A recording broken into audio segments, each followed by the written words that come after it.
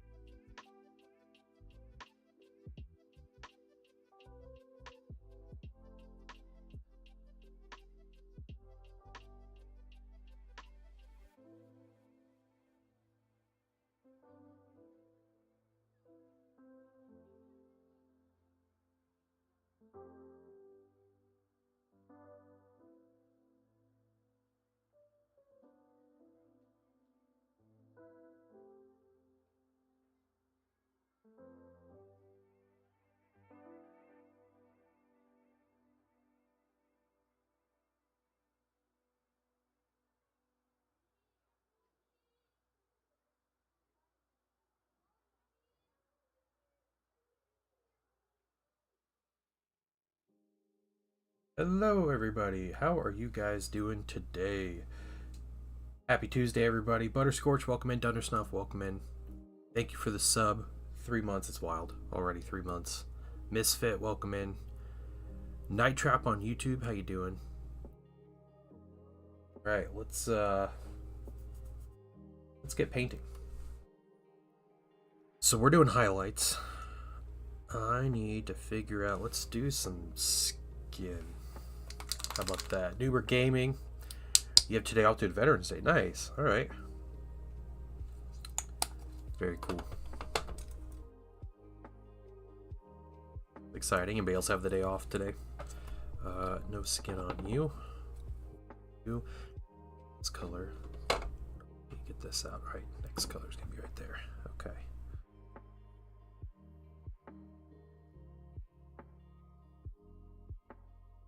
We're gonna make a fair attempt at finishing these minis. At least the painting side of it. I still have to base everything, but we're gonna try. We're getting down to the wire as far as get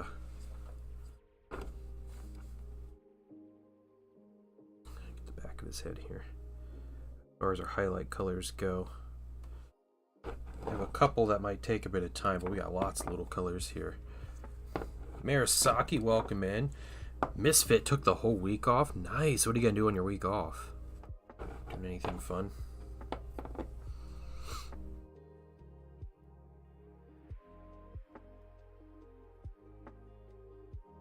You got nothing. You got anything? You got nothing. He's got skin on his leg there. We're gonna set you to the side. You got nothing. You have the top of your head here. Gonna paint minis. I love it. I think if Legion's got Primarchs, it'd be better for them to be kits with Legion specific units, or if all the Primarchs in one kit together. If Legion's Imperialis did Primarchs, I imagine it would be a Legion kit. So you would have a Thousand Suns kit. It would have a bunch of Thousand Suns specific units, and then it would have Magnus in there, and maybe someone like Ahriman or something. That's how I imagine the Legions Imperialis would do Primarchs. And, you know, I believe they fully intended on putting Primarchs in the game from the outset. But I don't think Legions Imperialis sold as well as they hoped it would. So I think that kind of hampered some of the releases, and they're going with more generic things because, you know, they were kind of riding high on Age of Darkness, you know, big heresy, like in its kind of golden era and everything, and so they thought it would just, maybe they thought it would just sell like hotcakes no matter what.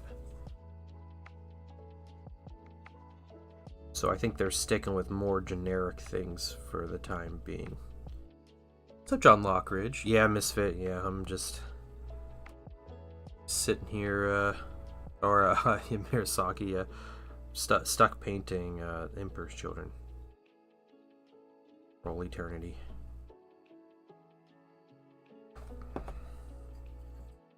It's alright. There's enough. Enjoy the blizzard. Yeah, we got like an inch and a half of snow where I am yesterday. It was fine. Painting Son and I had a great day yesterday. We chilled.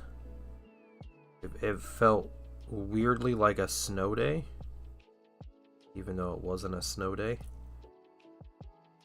So it's pretty confusing vibes from all of that. So Mirasaki, next project, yeah, next commission is some Votann actually. So I'm hoping to start those next week. I imagine I'll be done with these this week. I got 4 days to stream them.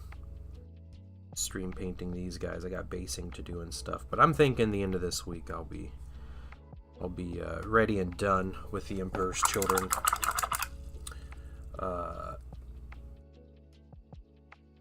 Yeah. So next week probably Votann. Yeah, the Votann dad, basically. Yeah, that's me. That is me. 6 inches of snow. Holy cow. Wow. The Akron death story. I saw that. Yeah, they killed off Chiron and Acheron from Genestealer cults in the lore, guys. If you're a Space Marine 2 fan, rip those two.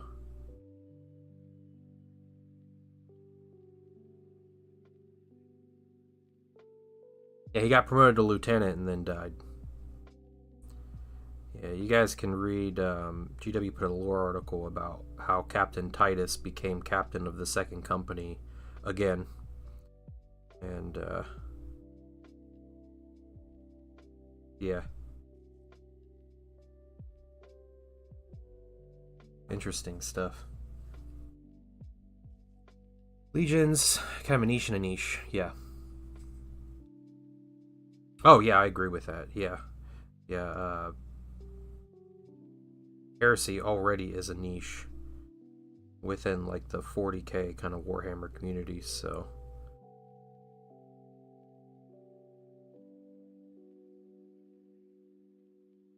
You know, I have said many times with Legions Imperialis, the game looks like fun.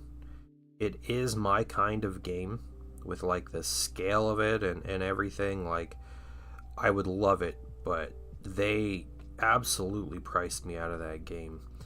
And, you know, I could print minis and stuff, and I could do all that, and that's whatever, but yeah, GW really shot themselves in the foot by trying to make this game cost $900 for a full army. It should have been a small side game that anybody can really get into, and I think if they priced it right, it would have been a big hit.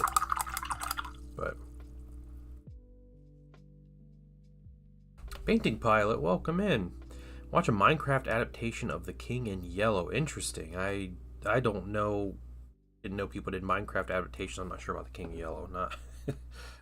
You kind of lost me with that statement, Butterscorch. I don't know what's going on.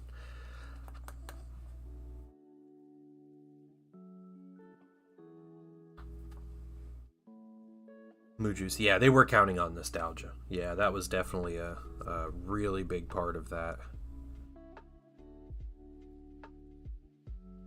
Okay, what to do next? I think we get the warm gray out when we start doing highlights on all of the little, like, inner armor pieces. See 1,000 Sun to begin making. Did I?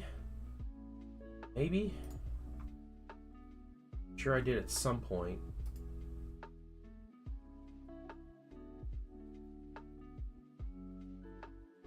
Oh, cool, Lightning Claw dude. Big mutated arm and everything. Nice. Yes, I did see it. Very nice stuff. With 30k's vibe, similar to World War I, way it's dark and grim. Yeah. The game certainly has, like, a historical bent to it, for as weird as that is for Warhammer. And I think that that's really cool. It gives it kind of a different vibe. Ghost models look great with detail, but they seem complicated to build. Yes, you know what, Ghost Talks, I agree with you on that. The amount of pieces that are in like a Imperialis tank is way too many.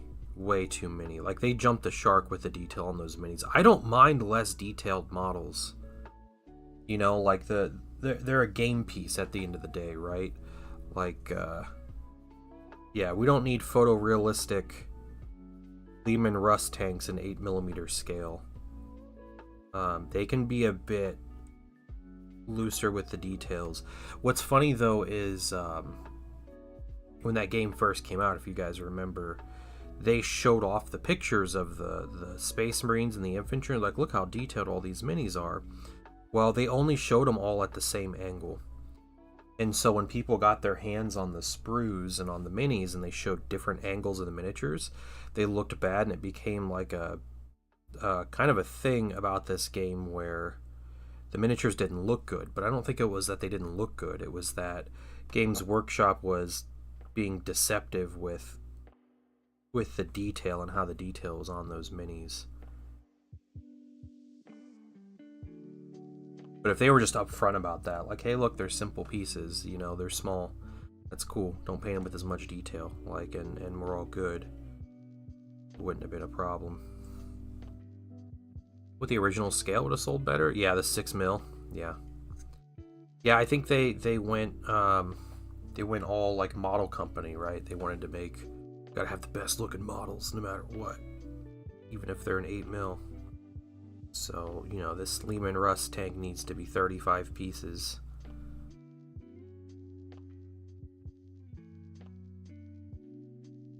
Refresh for detailed ships. We're expected to buy 15 to 30 ships. Yeah, exactly. Yeah, do you know how expensive that game's going to be?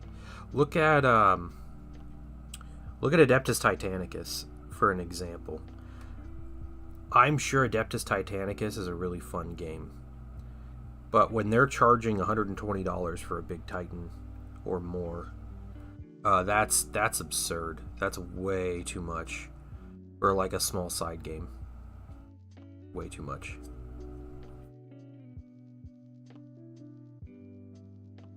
Yeah. Battlefleet Gothic's gonna be so expensive. Oh man. Alright. Adaptation interactive puzzle thing? Okay. Oh, one of the first examples of Eldritch Horror. Okay, cool. I don't follow Eldritch Horror, so yeah, interesting.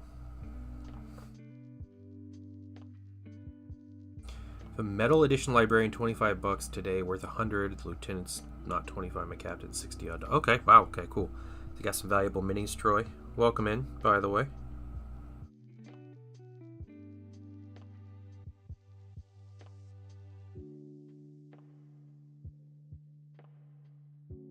Building the Saturnine Terminators. Very tempted to leave the shoulders off. They honestly look good without the shoulders, right? Something about the shoulders, it doesn't make them look bulky, it makes them look like flat. It's strange how its shape changes, like the whole shape of those minis.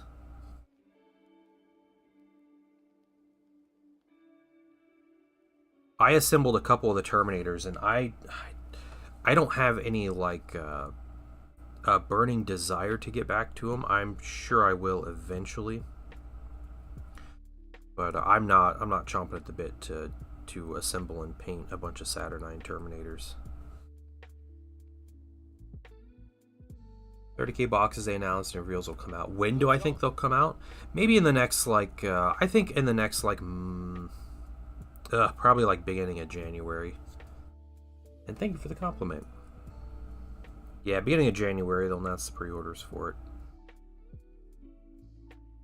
I don't know. It seems like they still have quite a bit to get through, but I do have in the Discord. I have a document. It had to be a Google Drive. It was too big for a Discord post, but I have a document. It is the announced and revealed but not released stuff.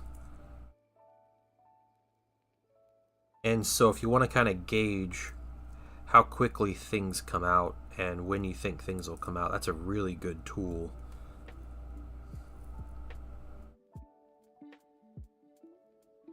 Yeah, we can take some pretty good guesses on what's going to release next week, or what's going to get its Sunday preview next week. So we'll have to take a look and we can talk about that. But only complaint about Saturnines or lack of bolters. Yeah. Night Trap. There's going to be more sets of Saturnine. It's going to happen. There's going to be more weapons for him. I think if there's one thing that's against that idea, it's that the Imperialis Saturnine came out with the same equipment that the big Saturnine have, whereas something like the Arachne turret has a bunch of different weapon options that came out for Imperialis, which would indicate that we might get something new for that turret.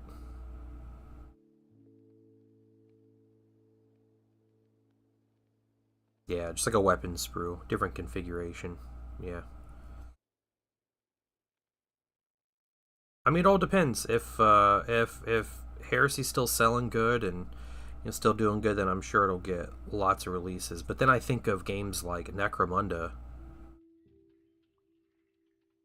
Necromunda does not sell as well as Heresy. That is not nearly as big a game. But if you noticed from yesterday, they announced new minis called the Hangers On. Those minis are significant because they were released in resin not too long ago. Like a year or less. And they're getting plastic updates. And I think what that's showing is everything. I don't know how many more resin minis are going to release. but it might not be any. They might just be done releasing resin minis for good. Same up for Breacher's new Cataphractii. Nice. I have 15 Breachers to paint. And I already have 20 Cataphractis. So I am probably not going to jump on those minis. If I get Breachers, it'll be to make a Breacher Veteran squad. And I'll give them a bunch of melee weapons and stuff. But that'll be about it. Necromunda does have some incredible looking minis. Did you say a mace is very word bearers? Of course, yeah. Definitely. Just them cudgeling some people, that does sound very word bearers.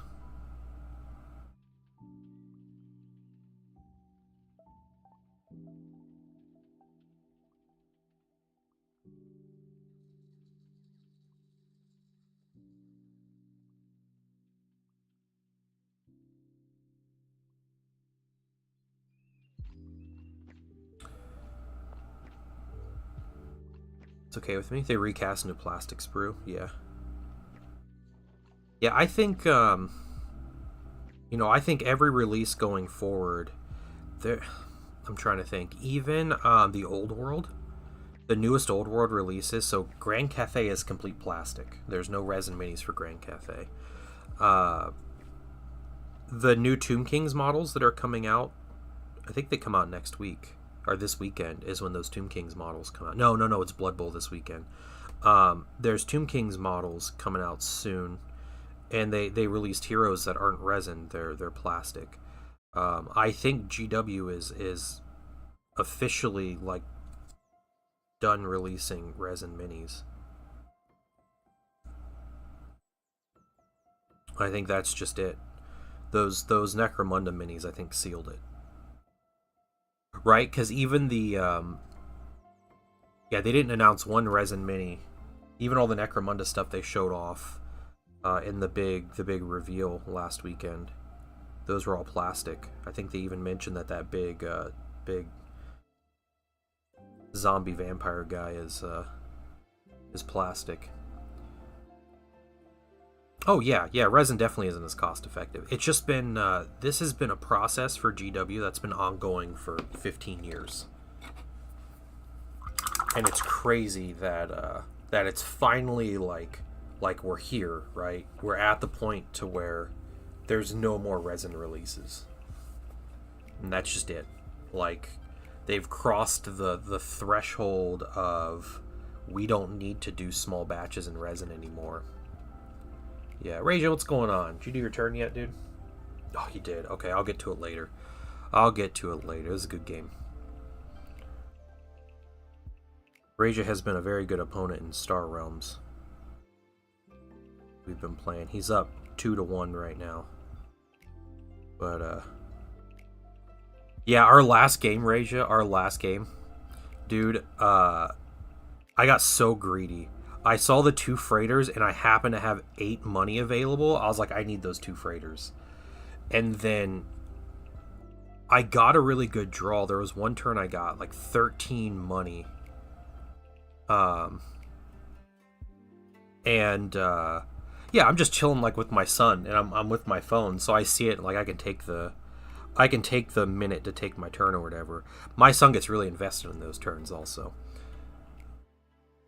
But anyway, yeah, I got greedy. I got one good round out of them, and then like my hands just didn't work out for me. But yeah, I think I overcommitted.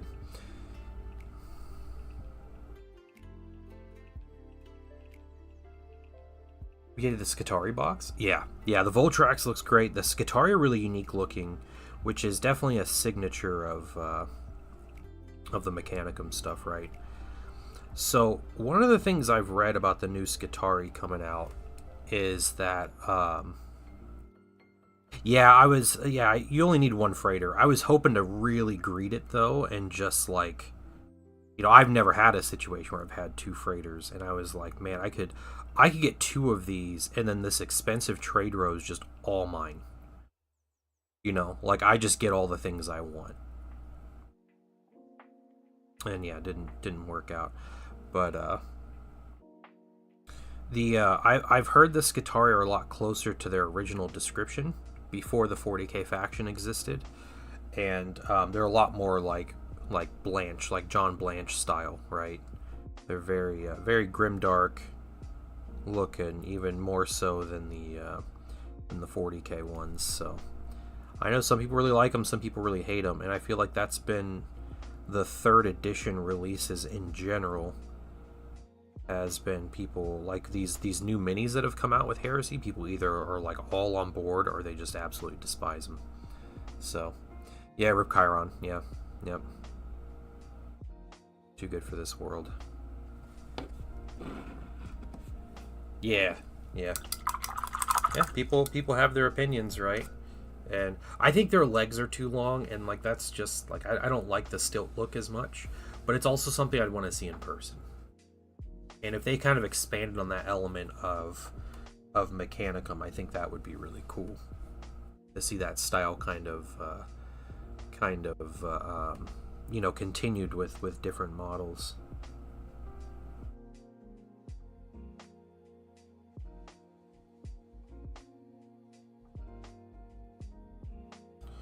You know, if they released these before they released the Mechanicum stilt dude, that's just awful looking, I don't know, maybe people would have had different opinions, but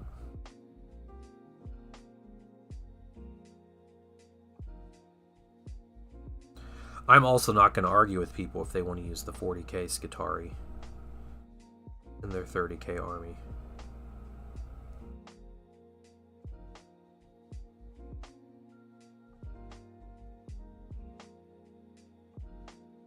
Here's my favorite 40k model.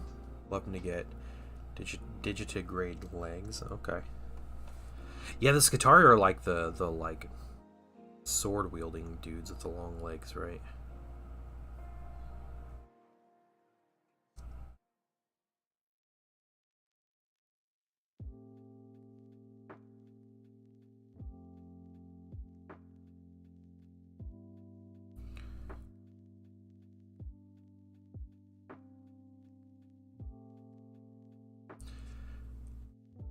Yeah, yeah, I agree with you there, Rachel. Yeah, seeing a different paint job would be nice.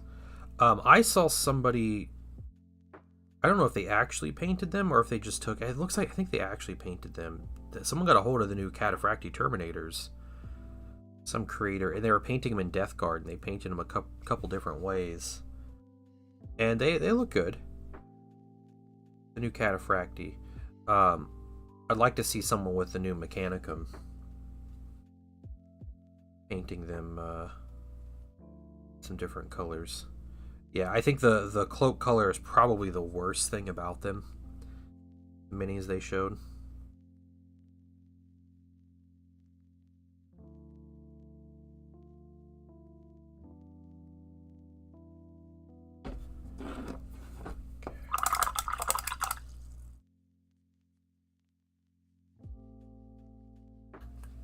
Think you found an Imperium faction you like? What's that faction, Dundersnuff? Is it Ultramarines? Like it's supposed to be? Oh, White Scars. Very cool. Okay.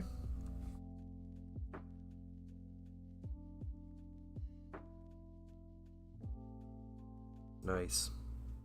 Their captain hasn't had an individual release yet. He was stuck in that combat patrol. It might be just kind of sold out everywhere. I think it was like a limited release combat patrol. But hopefully he gets his model soon. He is likely to be one of the models up for pre-order. Pre-order announcement this Sunday.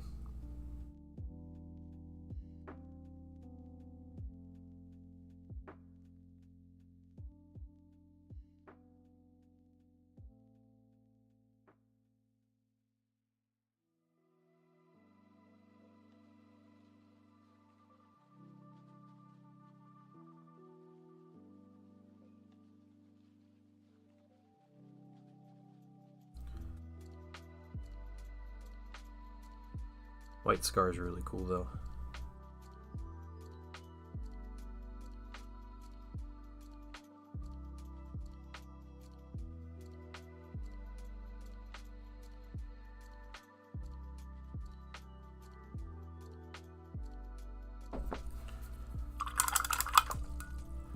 You like the tan cloaks? That's cool.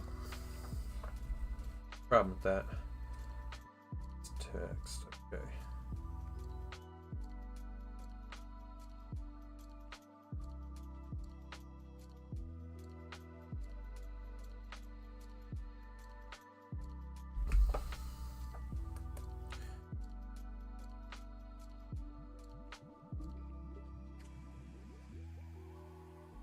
My LGS, who I met due to Blood Bowl League, gifted me a resin Great Unclean One. Dang. That's crazy. That's cool.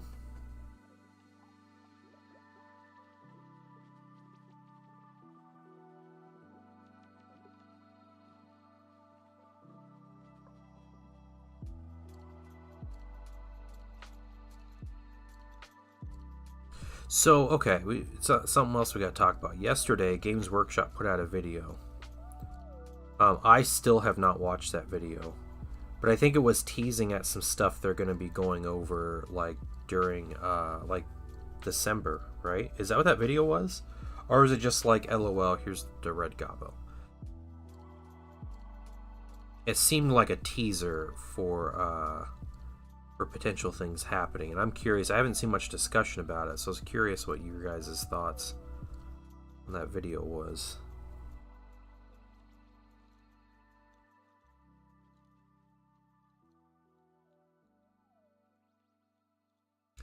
Haven't seen much. We have okay.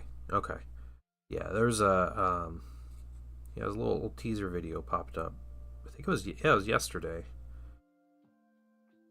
It was like, oh, it's Christmas, and here's Christmas with the Red Gobbo, and then they were, I don't know, showing off stuff.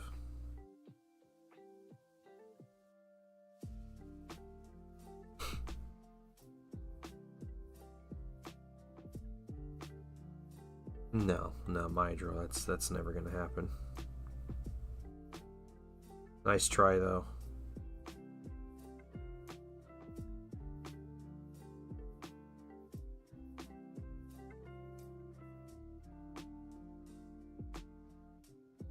Mydro, I think what you need to do is to take a serious consideration, you know, step back, and you need to really think about what a price drop would do to the poor shareholders. Okay? Because if the shareholders aren't making tons and tons of money, what's Games Workshop supposed to do? You know, you can't function like that. If shareholders don't make money, there's no reason to be a company. Yes, I do have an airbrush, Butterscorch. What kind of questions you got? The poor shareholders, yep. You look what they did last year, update my dang indexes. Apparently we're not. No, you're not getting a codex. Probably not going to update the index. I liked it. So previous years, they've done different things. They've done, one year they did, it was a couple years ago, they did Rumor Engine teasers every day. Yeah, last year it was the detachments. I don't know. I don't know what I'd want to see. I mean, Rumor Engine stuff would be really cool, though. Just like everyday Rumor Engine stuff. Some of it was pretty easy to figure out, too, which was nice. Like, it was obvious, it was a few years ago when they did it, that they were doing Deathcore Krieg. Because they showed off some specific things that looked like they were straight from transfers from the Kill Team Veteran box set.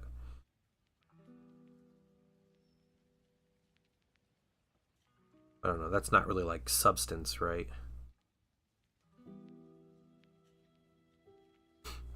Magnetizing Tau Pathfinders. Oh, dang, okay. What size magnets you using? I would normally never recommend using smaller than like 3mm magnets on minis. And depending on their placement, magnets can be pretty annoying on infantry size minis because they make things too like frail. Like you pick up the mini and their arm spins upside down or something. So that's some things you got to be aware of.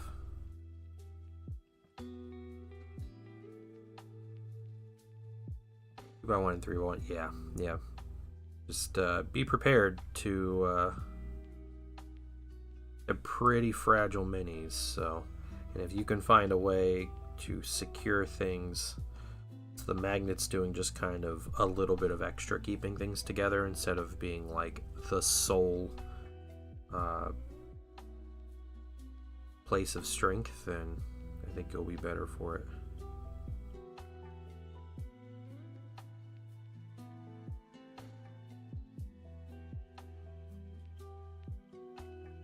Okay, I'm gonna get this guy.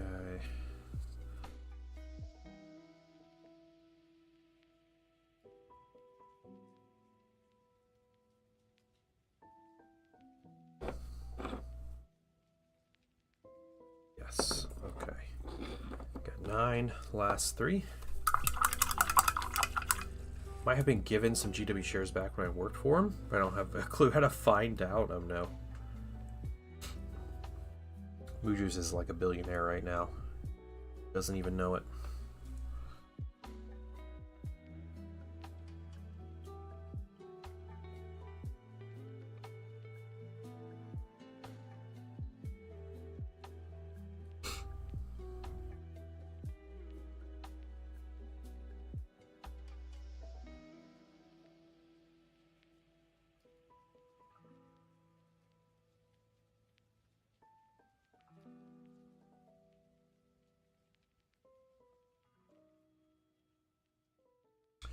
The brokest millionaire on the planet, yeah. I mean, that's how you get out of taxes, right?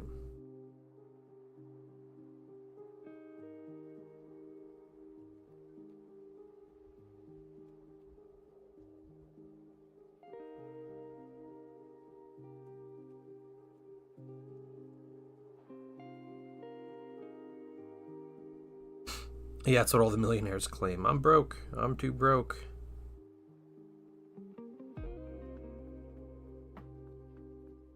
Ignore my 5th summer home and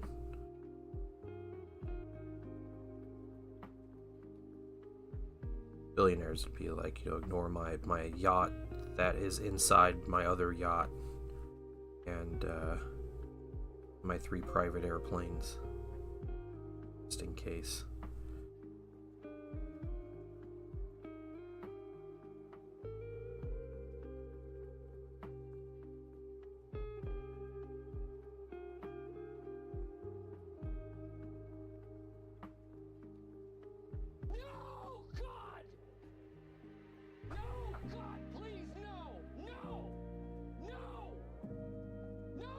What's up, Tuvon? How you doing? Is that you, Tuvon? I think that was Tuvon. What's going on, man?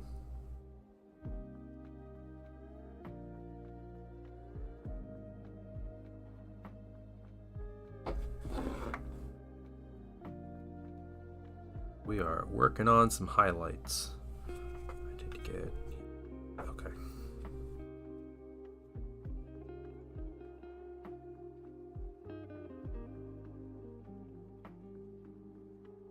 Such a cool model. Yeah. They're definitely cool models. That's one thing about Chaos Space Marines. They have some great looking minis. They're just so time consuming to paint.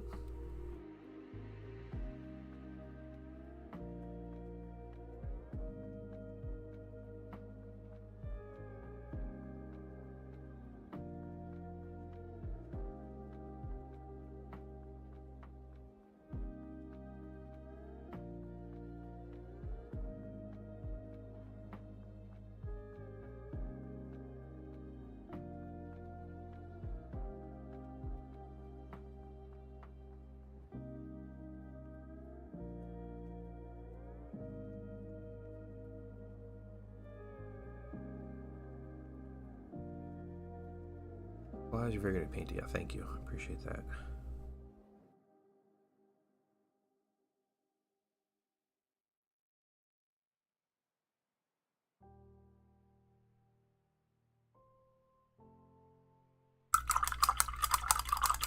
Noise range my side project while I'm working on my Dark Angels. Nice. Yeah, they're pretty crazy minis. They're fun minis. They're really great looking minis. They just have the Chaos Space Marine thing where they just take forever to paint.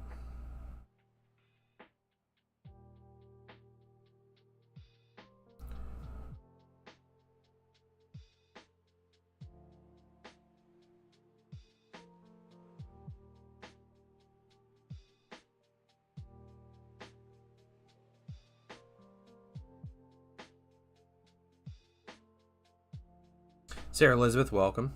Demon Angel Wolf, welcome. Introduced by Tuvan and Sarah. Oh, nice. Well, nice to meet you. I'm just chilling and painting. First of all, that's all we're doing. To thank you, hey, thanks for the follow. Janky sound alerts. Janky. Finished episode 6. Love the army picks. Nice, nice. Episode 7 was up last week. Episode 8 on my Thousand Sons 3rd edition guide will be up this afternoon for everybody. So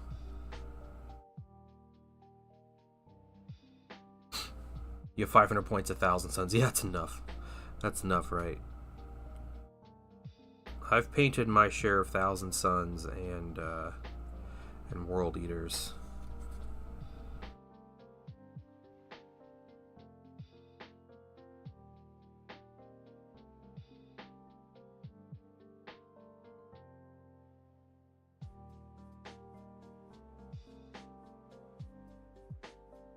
Third edition of the T site. Okay. Demon Angel Wolf, you play do you play Warhammer? What are you playing? What kind of hobby are you into?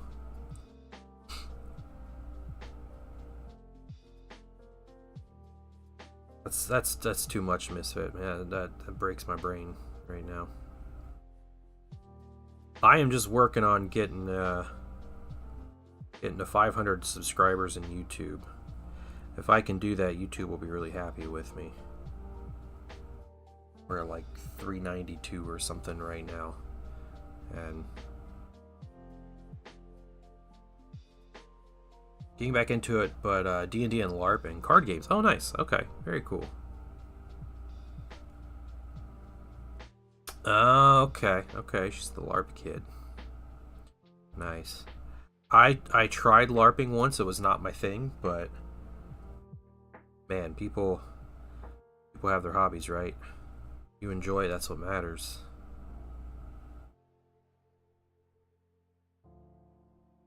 There was a really good documentary on Hulu before Hulu was pay to watch, when it was just a free website.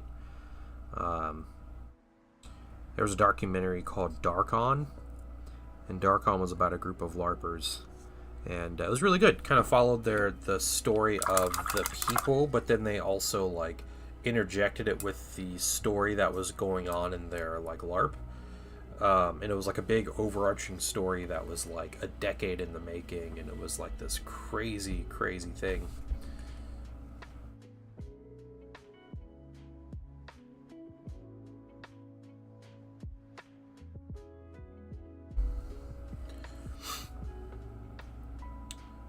All three of us are in the living room having on TV, just chatting, watching. Oh no, I'm nervous now. This is not used to having an audience. Just supposed to be nerds on their phone watching. This is usual. Alright, our next color. I don't have a flip top lid. I haven't got any flip top lids, but this burnt umber is really good for highlighting leather.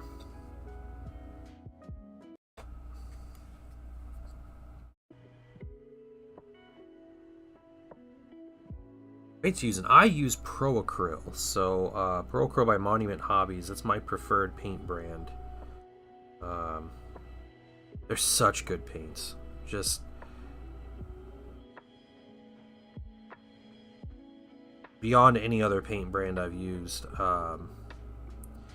Yeah, First of all, let me take good matte finish, lots of one coat coverage, very vibrant colors, just all around great stuff. Hey, thank you for that. Was that a sub on YouTube? It'll tell me here in a second. Welcome in though. We are nerds though. Oh, you're the crafty one. Okay, it makes sense. I mean, yeah, you're the LARPer, so you got to be the crafty nerd, right? Pro Acryl is 10 out of 10. Yeah. I am actually an affiliate. I'm a Monumental with Monument Hobbies. So if you do want to order some Monument Hobbies paints, some Pro Acryl, first I would recommend find a local game store that has it. If you have a local game store, like an independent retailer that sells them, go buy them from there. Don't go straight from their website. Support your local businesses. But otherwise, if you go to their website, that's right, you are all LARPers, aren't you? Yeah, I remember Tuvon and Sarah are LARPers, yeah. But if you do go to their website and use my link, it's just !PA. And I think that should work on both YouTube and Twitch. But that'll take you to the link. It gets you, and there's a coupon for 5% discount code there. And what else happens? I get a little commission from it. It's again, it's not as important as like your local game store who has a brick and mortar location, has got to pay rent and everything. But yeah, support me, get some paints. They do have a fun deal on their website that if you order 8 individual colors, they price it as if you're buying like a set of paints. So you get a discount on the whole set, and that stacks with the 5% off coupon. So you can definitely game it to get some money off your paints buying from them. I do actually buy Pro Acryl from my local game store, so I don't even use my own website link. I get a discount from their website, but I go and buy it from my local game store to support them. Trying Pro Acryl? I have so much Citadel paints. Yeah, I did too, until about 2 days after I tried Pro Acryl for the first time. I was like, nah, I'm getting rid of this stuff.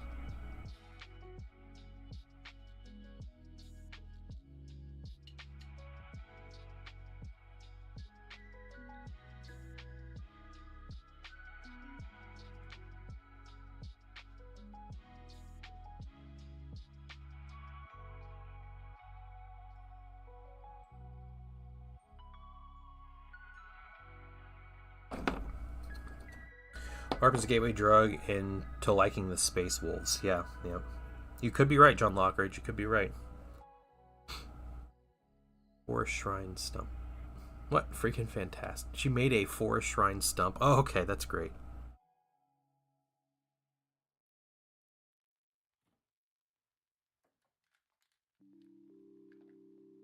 Look at this adorable family watching my stream on TV. It's a weird feeling for me. Not weird that you're doing it. It's weird. My end. It feels different. Do light and dark wash techniques for mini, or just too hard to do on them? Yeah. So my typical way of painting is I'll put a base color down, I'll wash it, and I'll do highlights. That's kind of my typical go-to, which is pretty standard painting. Sometimes I just don't want to put a wash in a mini, or I feel like the wash might be too harsh, or it'll color it in a strange way, so I'll just go straight to highlights. But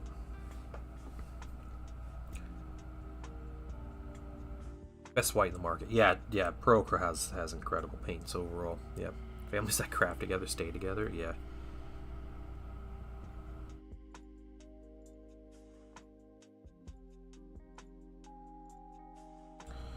I gotta get my son playing some more Warhammer.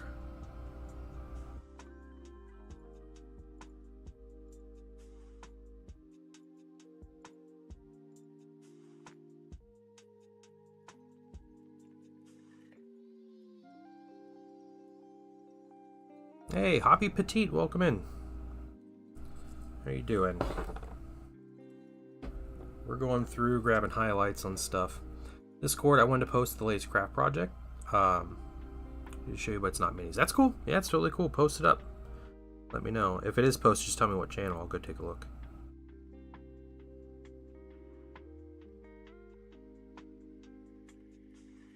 Let's drop $2,000 on radon remediation my house. Are you really? Oh no. Is it that bad? Should I be opening windows so I don't like... is that gonna help me?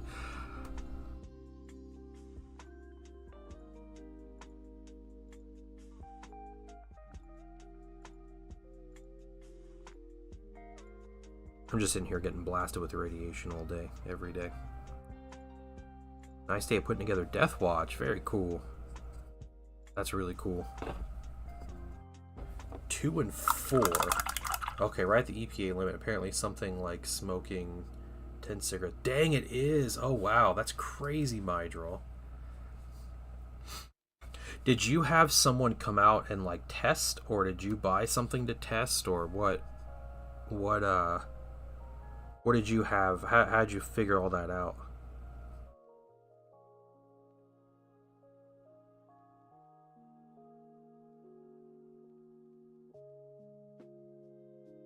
But hang on, Jenner. Okay, cool.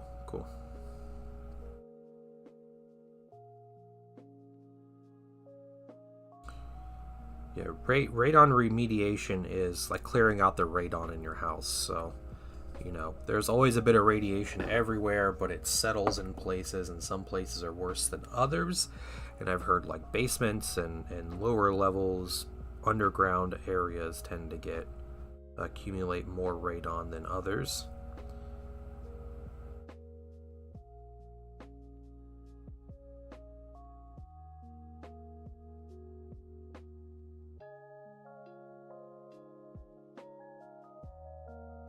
So it's something you need to address as a homeowner in general. Alright, I will check that out in just a minute.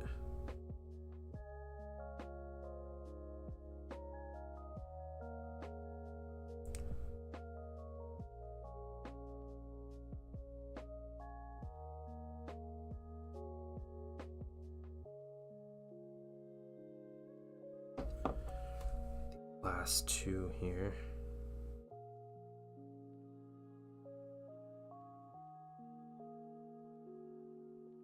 In the office radon kits. Honestly, it was a bit of a wild hair. Black Magic Craft, you mentioned sealing cracks in studios to prevent it. Brought a monitor. I wasn't. That was that. Okay. Huh. How much was the monitor? If you don't mind me asking.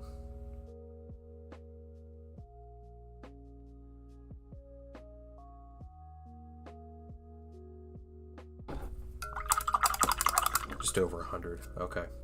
Based on lime deposits, the general decomposition of landscape and dirt makeup. Yeah, well, there you go. Crazy.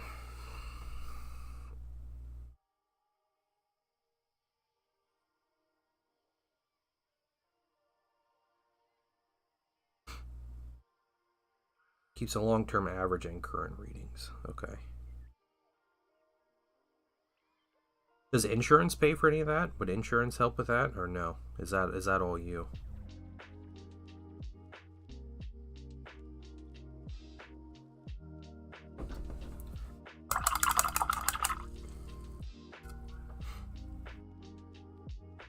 Okay, let's take a look at Demon Angel Wolf's crafting here. Oh, it is a stump. That's a little shrine in the stump. That's great. Oh wow, nice. Is that like paper mache? Is that what you use to cover the stump itself?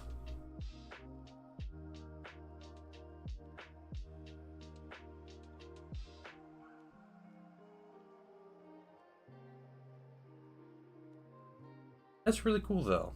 Really cool.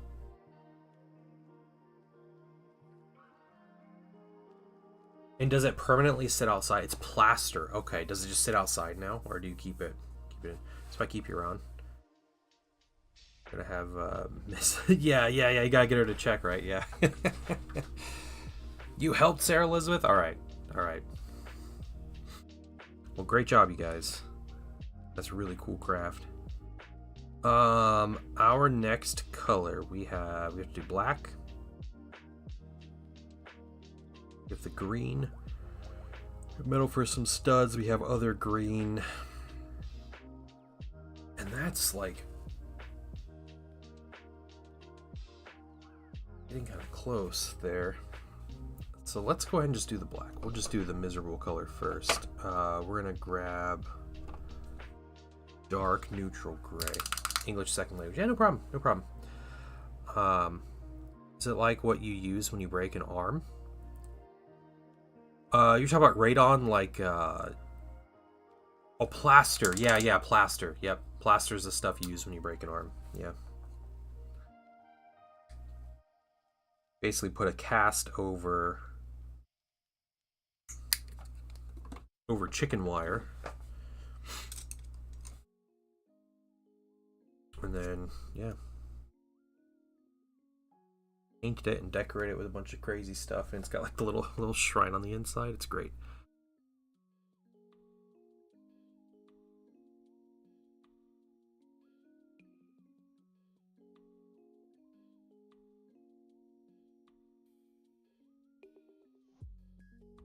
Getting this color done today would be really nice. Then we'd for sure finish our paint step tomorrow and possibly start basing. I need to make sure I have the right basing material. If I'm not mistaken, I believe the customer wanted like Martian kind of base, so like red earth. And try to make that happen. Call me Demon. Okay, cool. I will call you Demon from henceforth. I never know. I still can't pronounce Mydral's name right because it's Mydrali, even though I like read that as two L's, but it's a capital I with an L, and or Da Wolf.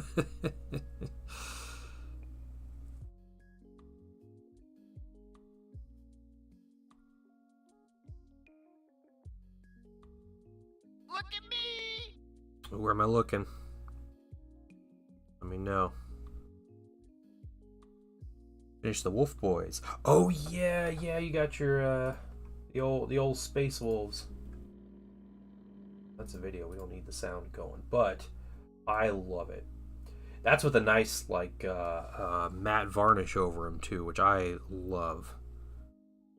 I love the good matte finish over a Space Marine model. I think it looks really good. No, really great job, Estrella.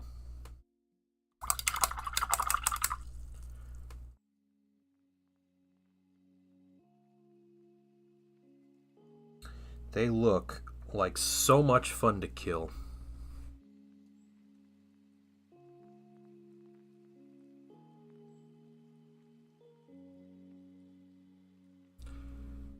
Got some natural light on them. Nice. Dude, this one mini is the problem child. Does not want to stick to his paint holder.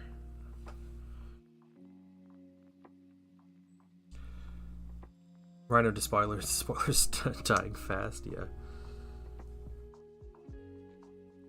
Rhinos are really survivable in 3rd edition, though.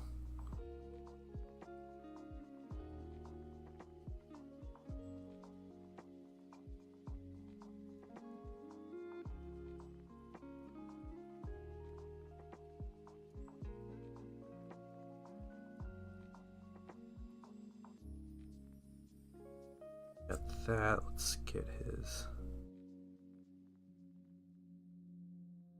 weird cloven boots.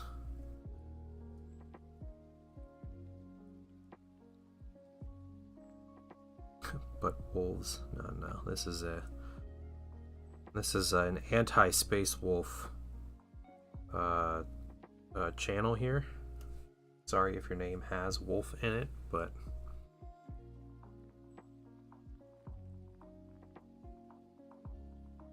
first game I did backplayed Necron, somehow 153. Hey, that's cool. Necrons are cool.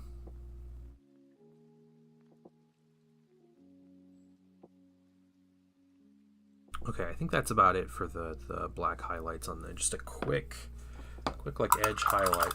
Death Guard Rhino has 5 night kills tanked with tank shocks. That's funny.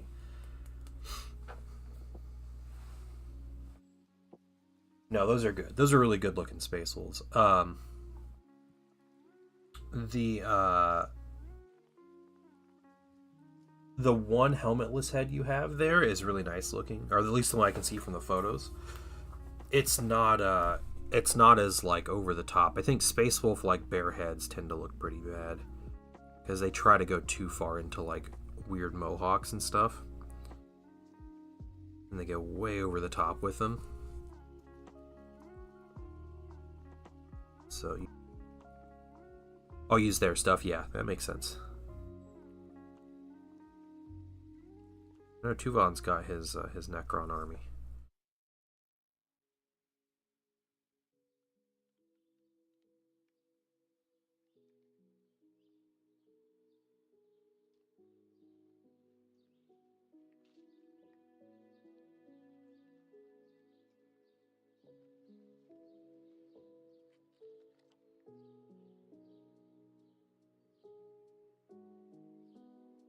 Yeah, I haven't played 40k in quite some time.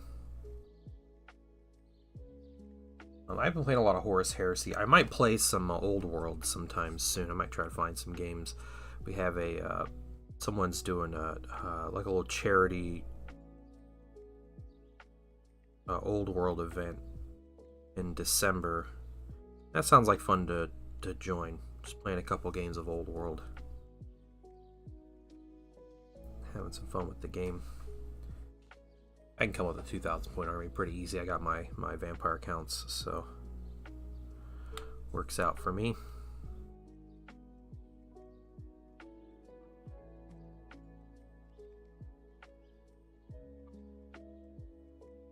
A lot of cutting and sanding. Yeah. That's good. Good on you, Estrello. I can trust your judgment on Space Wolves because seem to be making reasonable choices.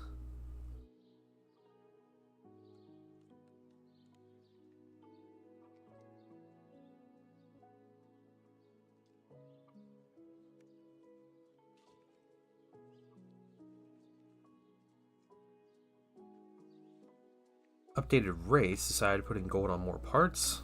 I like how it looks. Okay, cool. Look in a minute.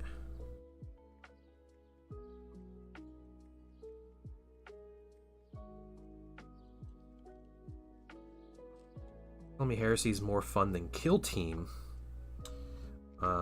Personally, I guess I can't make a judgment because I've not played Kill Team, but Heresy is definitely like my favorite GW game. So, I could be a bit biased in my opinions. We got some people that play Kill Team here that really like it. So I wouldn't say Kill Team's a bad game, even from a little bit. Took third place at a local RTT. Oh, nice, Anthony. Congrats. Awesome, man. 40k RTTs get really sweaty too. Like, that's impressive. Just look bad while others have amazing details and designs. Yeah.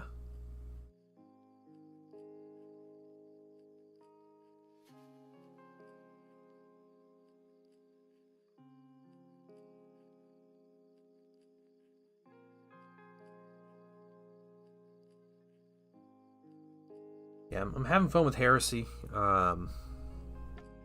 Teaching quite a few new people the game, which has been mainly what I've been doing. So I haven't got a lot of like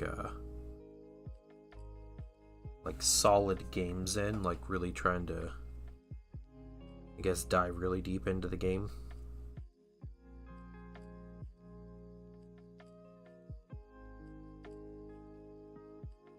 But it's alright. It's nice having new people in the game. This neat. I'm gonna take a look at Tuvon's minis. Wraiths.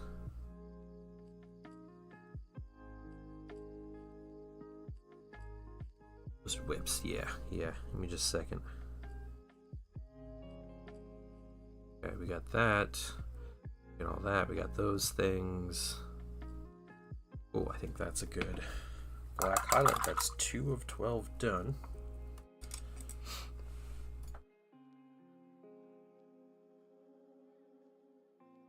Oh, we got him in the finished projects. I see him here. Nice, man. Those are super clean looking. I love it. Yeah, the gold with the turquoise and the silver and a little bit of green. It's great looking. Absolutely great looking too, Vaughn. Wraiths are cool minis. I don't own any Wraiths, even with my 4,000 points of Necrons. I haven't got any Wraiths. Mainly because they never came in discount boxes, at least since I had started. Change the faceplate and top plate to gold. Okay. Yeah. No, that makes sense too, Vaughn. I think it's a good choice. Seems a lot more balanced. Yeah, the Technomancer Wraith was an insane combo for a long time. Is it still like really like cracked, or is it pretty reasonable now?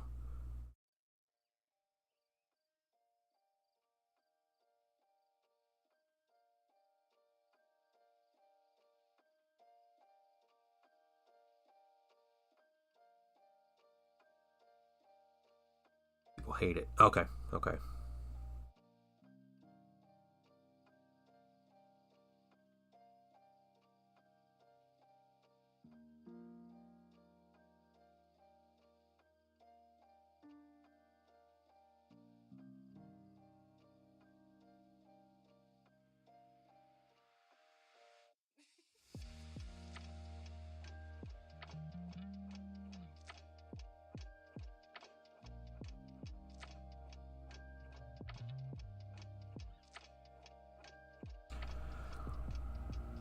All the chaos you bring to people, yeah, that's funny.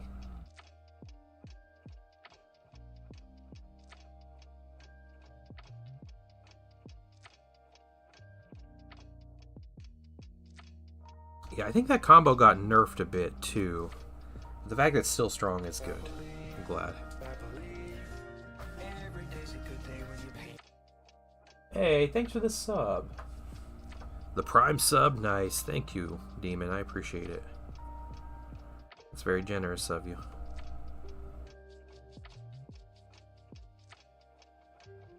We're just chilling. I'm streaming 5 days a week right now. Get into the holiday season, I might change up even more. Yeah, streaming. Trying to release a YouTube video every week. If I can get a good flow down, and I get some good ideas, I might try to go for two videos a week, or maybe just a video a week and then one every once in a while. But it's just about getting time, right? Like.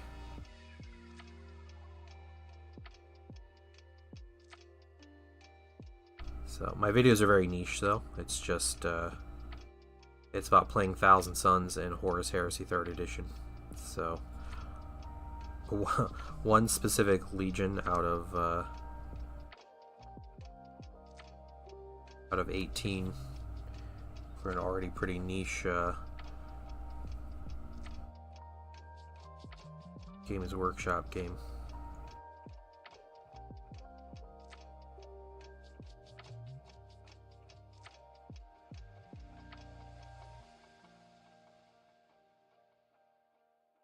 You guys are interested, though, the video today that's coming out is it's a guide on, it's playing Thousand Suns, but it can work with other legions, but it's playing Thousand Suns in Zone Mortalis. The whole family's subscribed, dang. Thank you, guys. That's very generous of all of you. My salamanders? You better army for a newer player to go up against. What was it?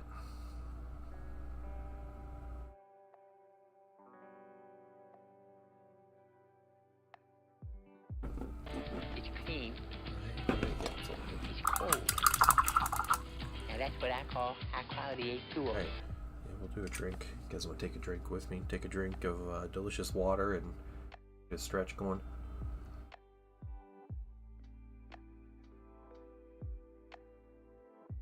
I've been drinking all kinds of water today. It's good. Good for you.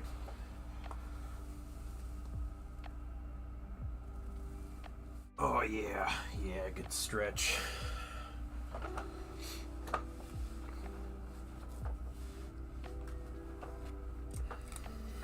I've been dealing with old man issues here where my Tuesday workout, so I started lifting. I'm going to the gym 5 days a week. I started going Tuesday and Thursday. I was going Monday, Wednesday, Friday. Going Tuesday, Thursday. And I decided to start doing more cardio. And so I'm doing more cardio, and that's good. I just increased my time on my bike, so I'm doing 25 minutes on the bike, which isn't a ton, but it's still it's something, right?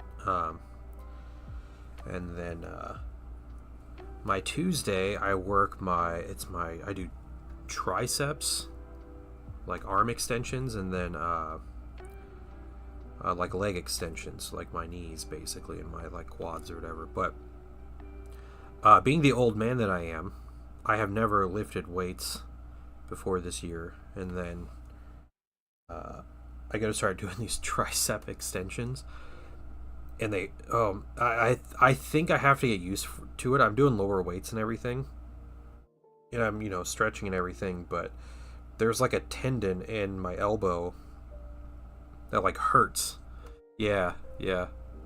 Triceps, do or do not. There is no duceps. My duceps. But all right, Dunder Snuff, have a good one. Enjoy your lunch.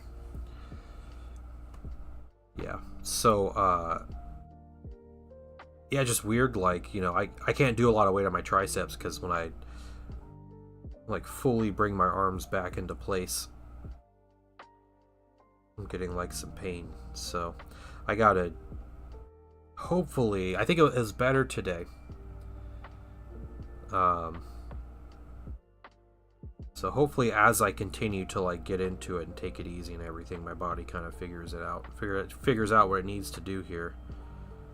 It's like, what are you doing? It's something you've ever done.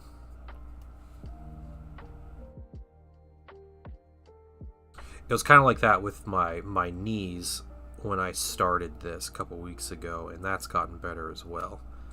But again, I've been lifting weights all year. It's just these are new exercises I'm doing. So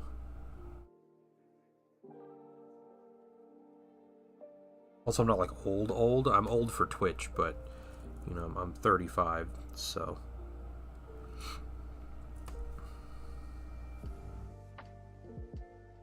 yes, yep. Start lighter. Yep, that's what I'm doing.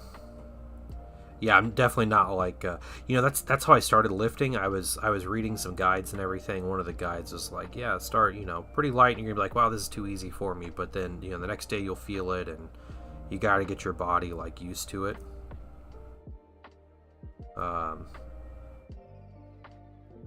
Yeah, and so I've essentially used that as like my kind of lifting philosophy. And it was funny because like I can do like bicep curls, and I have my weight I can do, and I try to get close to that with the triceps. I was like, no, I need to go lighter. No, I need to go lighter. No, I need to go lighter. I just kept doing that until I put the weight at like half of what I was expecting.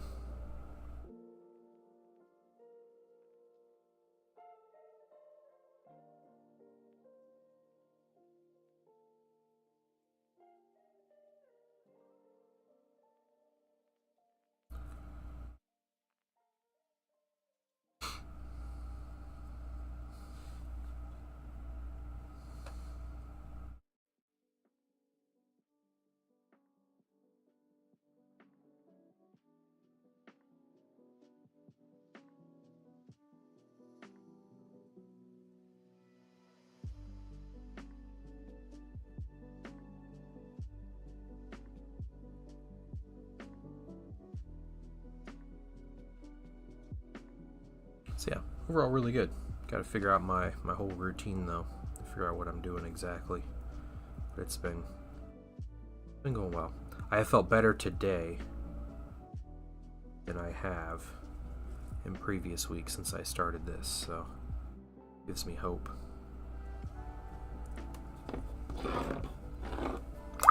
we're done in that color. We're only over an hour in.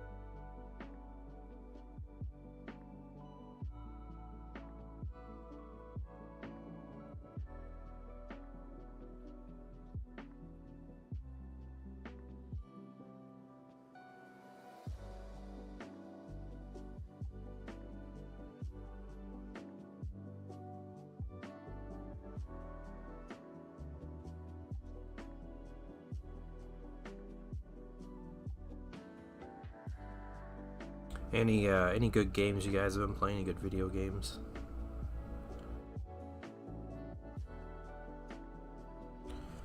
I'm not sure the exact release date, but I saw Anno. Is it Anno 117 is coming out?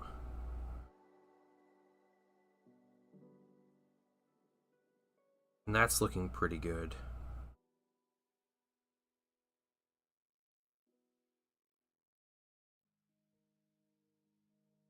The only Anno game I own is, it's like 2204 or something. It's like a more futuristic one. That's like way more relaxed than other Anno games. So that's the only one I've played. I've seen a lot of the other ones being played, but I like the more relaxed nature of the city builder game. Much less stressful. Playing Hades 2 and Silksong, nice, okay.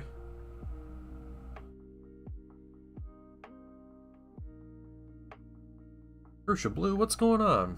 Starlight, okay, never mind. You already told me that, Rage. I read that a few minutes ago. How you doing, Blue? How's your day, man? How's your stream end up? Your crazy whale that you were painting.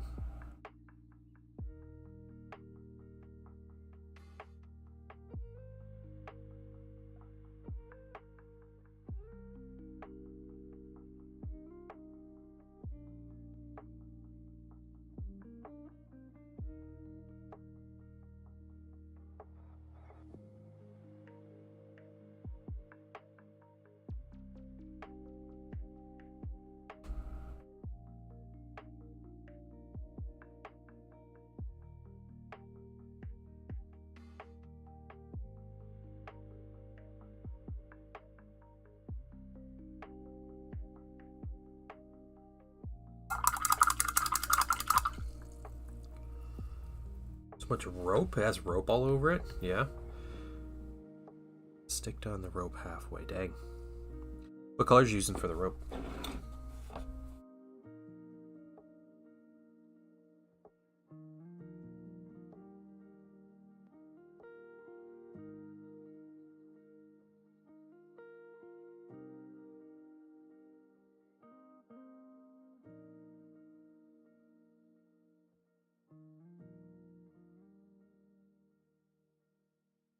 Drab brown, bright with dark ivory. Nice. Alright, good choices. Good choices. Yeah, my go-to for any kind of rope was always golden brown. Yeah, golden brown, and then I would use I think it was it what is this, olive flesh? It's very similar to dark ivory, very similar to drab brown. Just somehow, some way those colors mixed, it just worked out really well.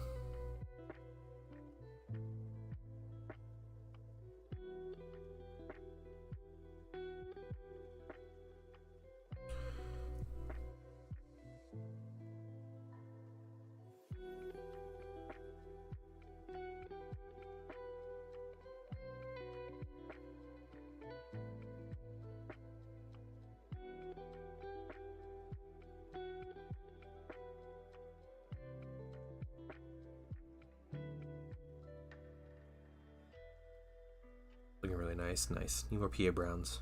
So utilitarian. Yeah. Yep. I get that.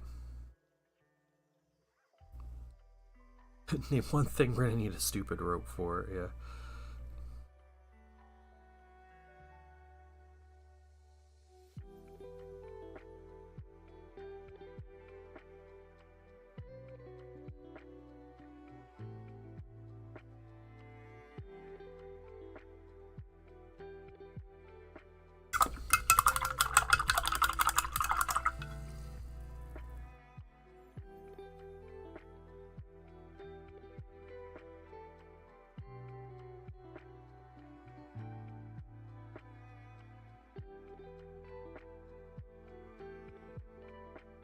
Makes you think of Gravity Falls too. Mabel gets the grappling hook in like the first episode, and she ends up using that grappling hook so much in that show.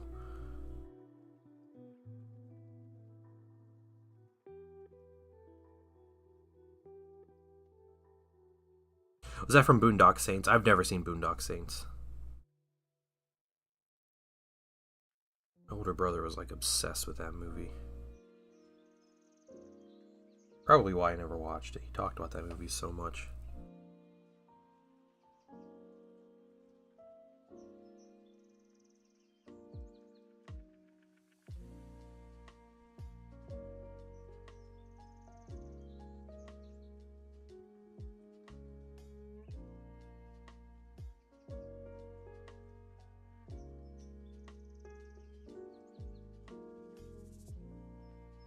Oh, yeah.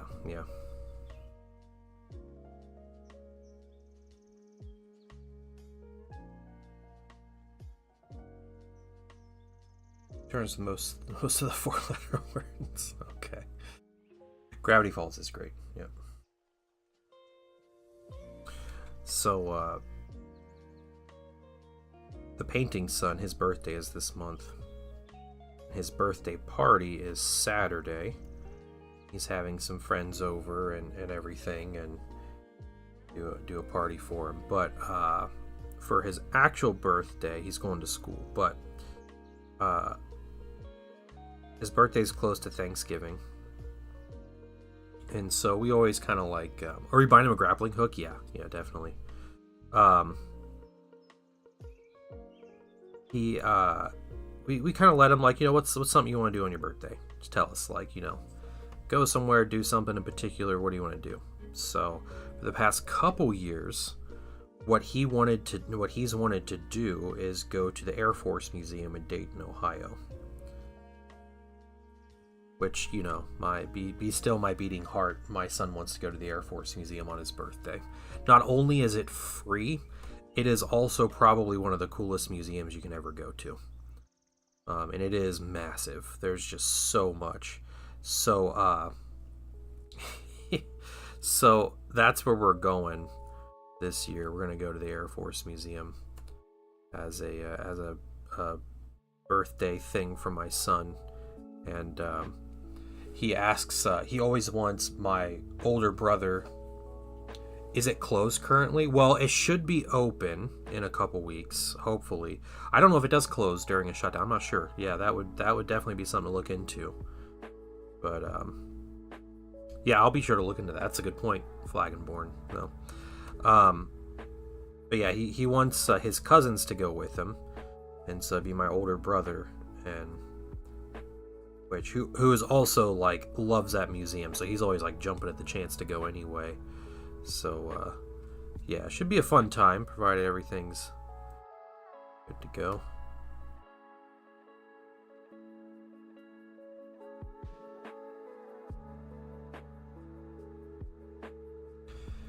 He loves trips to Corning Museum of Glass. Okay, the hot okay, yeah, okay. Like glass blowing and stuff. Is that what it is? Painting Son likes to laugh at me, and he always requests that I get into the so at the Air Force Museum they have different like cockpits of different jets that you can just get into, and they're all really cool.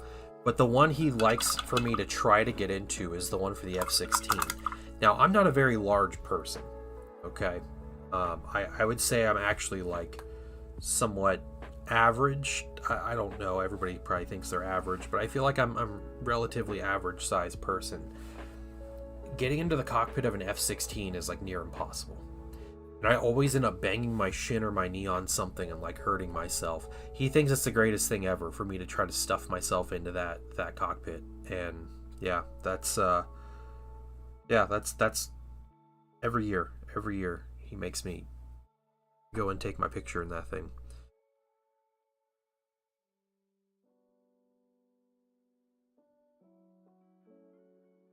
Yeah, that's what he does.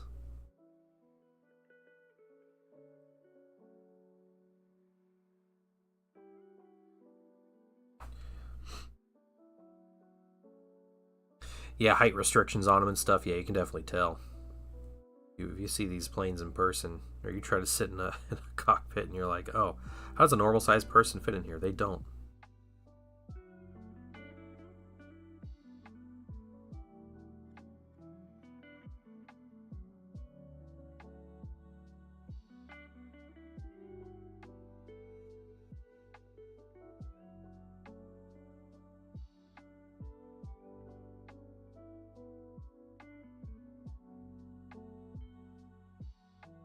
Guy trying credit. Oh, thank you. I appreciate that, Blue. Yeah. Fantasy dwarves be perfect fighter pilots. Yeah, because they can just fit in really small areas and they have a low center of gravity. Then a B-17. Yeah, yep. They have a B-17 fuselage you can go through at the Air Force Museum, and it's wild how like cramped everything is in that. Like, you see in a movie set, right? Like when you're watching a movie and they're all walking through the B-17. It's not like that. It's not like that in real life. Are they the ones with the attack dirigible? Warhammer Fantasy Dwarves, yeah, they are known for a thing called a Thunder Barge. In Warhammer Fantasy. But then also, I think in Age of Sigmar, they got the Kharadron Overlords, or whatever they are. The blimp people. So, natural pilots.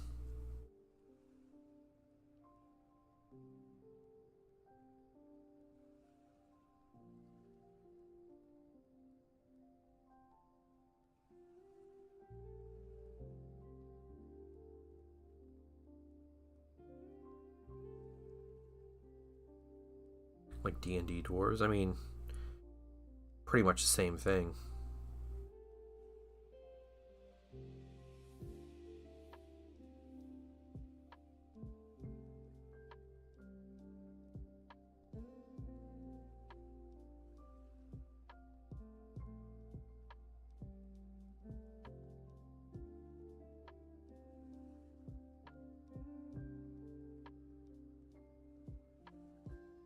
Yeah, I think I'm going to give Painting Son his airplane book. He got a fact book about airplanes from like the Smithsonian Institute or something is what we got him. So we're gonna get that, and then we're gonna take our couple hour trek to the Air Force Museum, and he can read that book to his heart's content.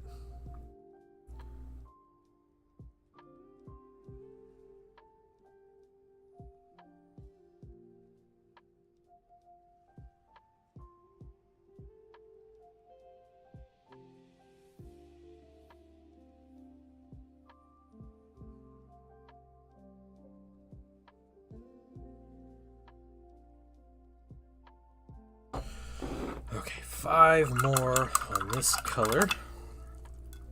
Something we're going to need to do. We're going to get some silver out. We can put this brown back. We'll get some bright green. Some yellow green. I think that those are some appropriate colors. We'll need our faded green after that. Yeah, okay. Alright. Oh man. Doing well though. Making progress.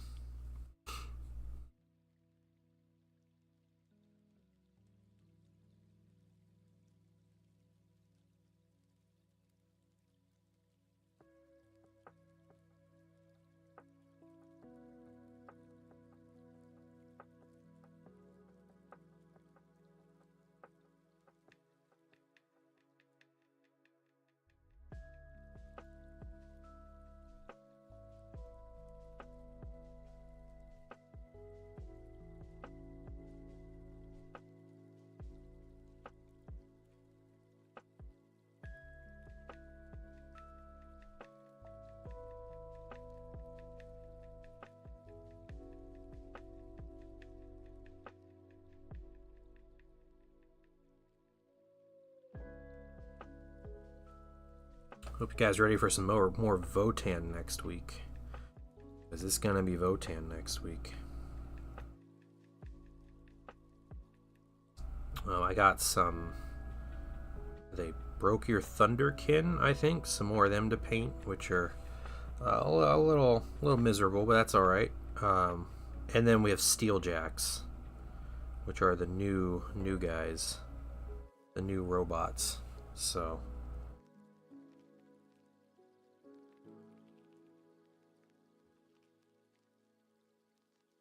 a little bit of the new stuff.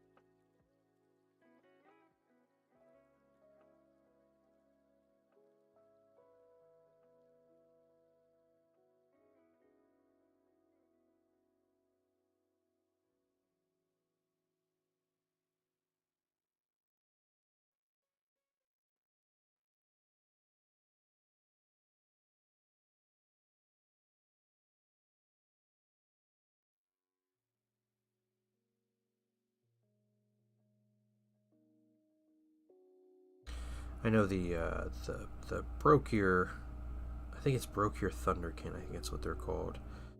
They're a little time consuming to paint. I haven't taken a close look at the Steeljacks yet. I think the Steeljacks are going to be pretty simple. I think they're very Space Marine-esque in their style, like basically just armored suits. Where am I looking at? Whips? Okay. Who is this? The whale? The white whale? Or Dreadnought.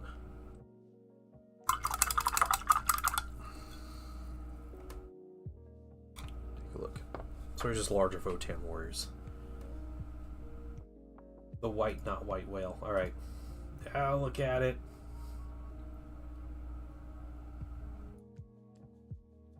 That is like a scary version of Maui. A little bit. Is that crazy to think of? Like grimdark Maui? Moana.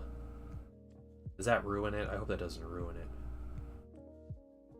You were saying that last night. Okay. I'm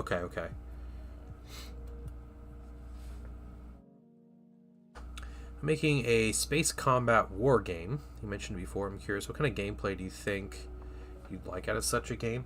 I mean, I think a lot of people would like something akin to like Battlefleet Gothic, like, you know, multiple ships. Try to make it a way where it's not like unwieldy to have a large fleet, but you know, something a little crunchy.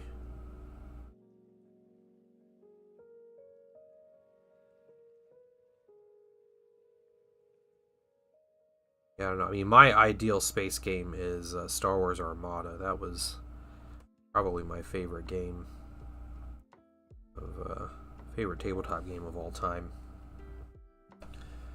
But locked, you're welcome. Yeah.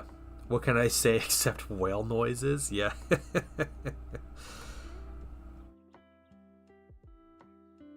It's Maui, but he like can't transform, right? And so he's stuck halfway between like human form and a whale. And he just went murderous.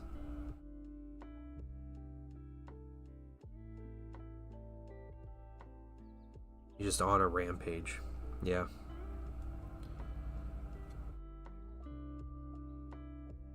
You know what's funny? I jumped in your stream and I heard you talking. And you're like, yeah, okay, well, here's a Saturnine Dread. And also, this mini is here's a white whale for me. And I was thinking, like, white whale, like, it's before I look at the mini, I was like, this is a mini that he's like always wanted to paint. I was like, oh man, I wonder what this mini is. Like, what's the white whale that Crucial Blue's gonna be painting? You know, what is it? And it's literally a white whale.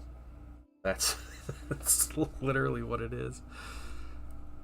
I was had. You got me.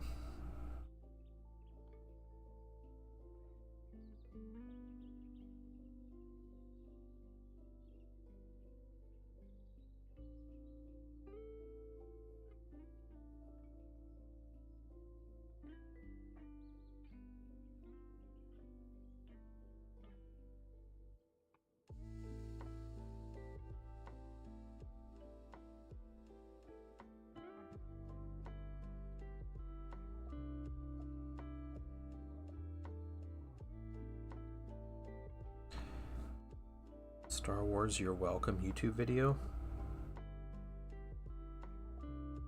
Oh, I've never seen that.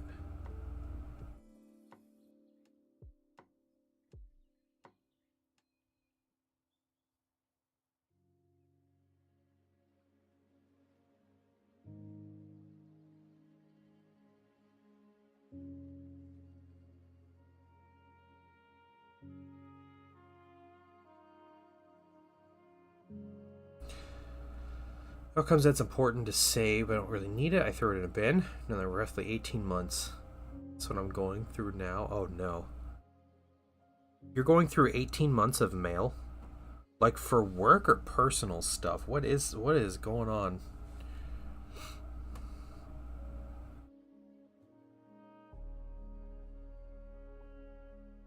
Personal, oh my gosh.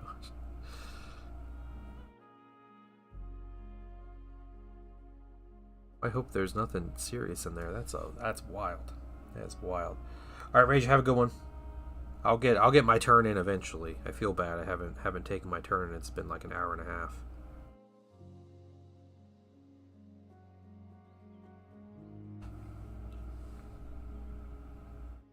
Okay, that's fair, Raja. No problem. No problem at all. Bank statements, electric bills, paper stuff. You can see online. Okay. It's not like an electric bill that you haven't paid in 18 months because you're like, if I'm not looking at it, it doesn't exist.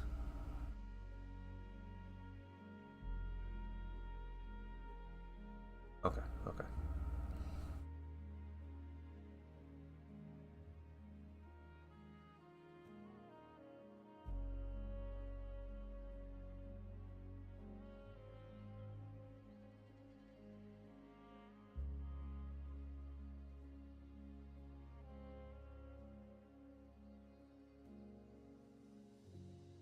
Nice love intro. Hey, Camilla Colombo, welcome. Thank you. I appreciate the kind words. So video general. Okay. Appreciate it. We're just going through some of the finishing highlights on these minis. We got quite a bit to do, but we're working through it. Thank you for the kind words, though.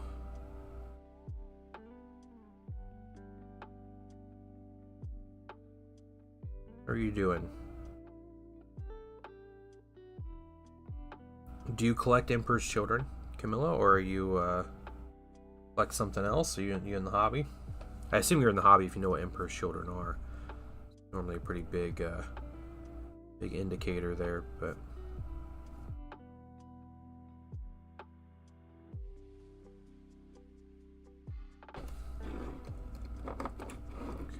Got three more.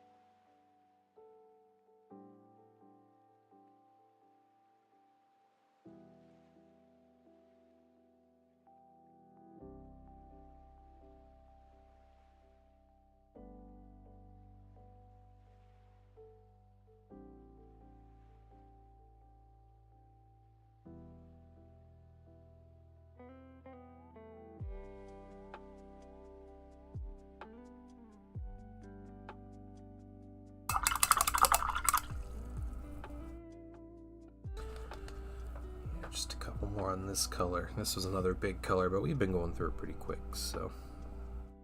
That's the crazy thing. I'll spend 2 weeks just putting base colors on these minis, and it's like 3 days to do highlights.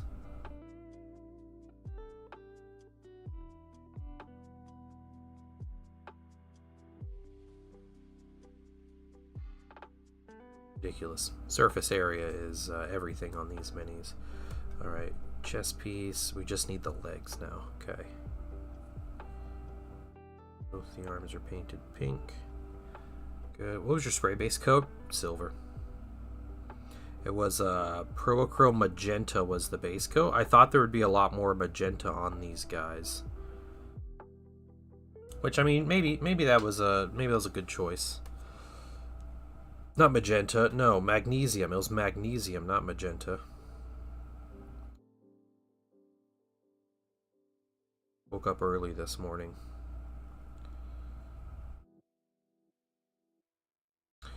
Yeah, so I was like, man, the last ones I did black. The Infractors and the Tormentors. I just could have black, and I was like, you know, I think silver would be quicker. Silver seemed to take me forever. So I did silver, and I'm like, well, I'm painting a lot of black on these things. But then again, you know, where the magenta is, I didn't have to paint black first. You know, I just painted magenta over it, so it was maybe silver was the way to go.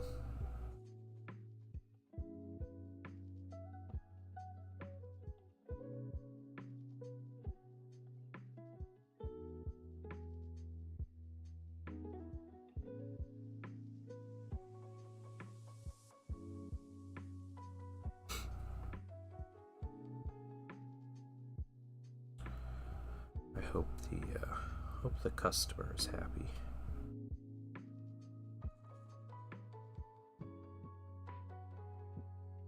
If they happen to want to send me a Fulgrim to paint for them, that'd be nice.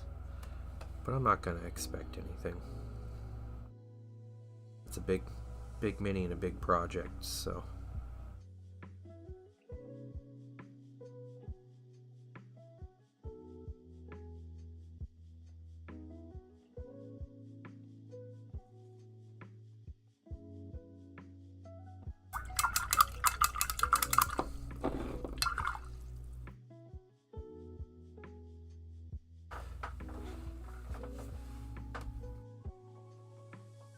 Some ideas for a few factions for my spaceship war game. Oh, that's cool. Alright.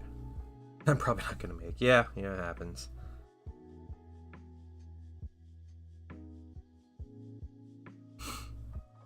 Yeah, you kind of have to figure out, like, I think when people make games like that, like, they start from all over the place, right? There's some people have, like, they're like, you know, here's a gameplay mechanic I want to put in a game, or other people are like, I have this cool lore, like I want to make a game around it, or someone has like a cool design for a ship or something and I want to do something with it there. Yeah, I'm sure there's a lot that goes into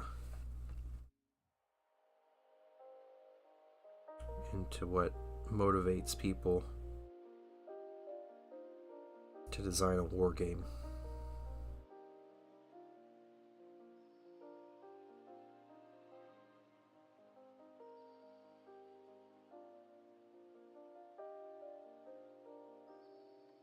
Chest, but we got the arms.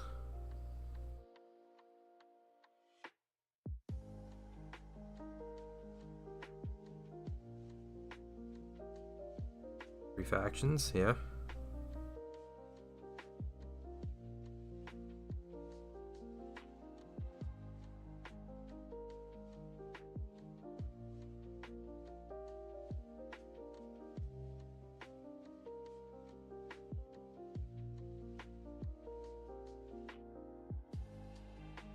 First of all, let me take just a moment to thank you for allowing me back into your home. Hey, Papa Joe Mambo, welcome in.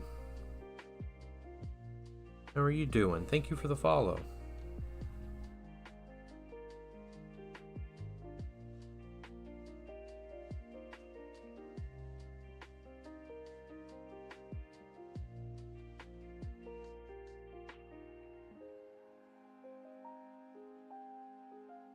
Silver is my next color. We can start working on these greens.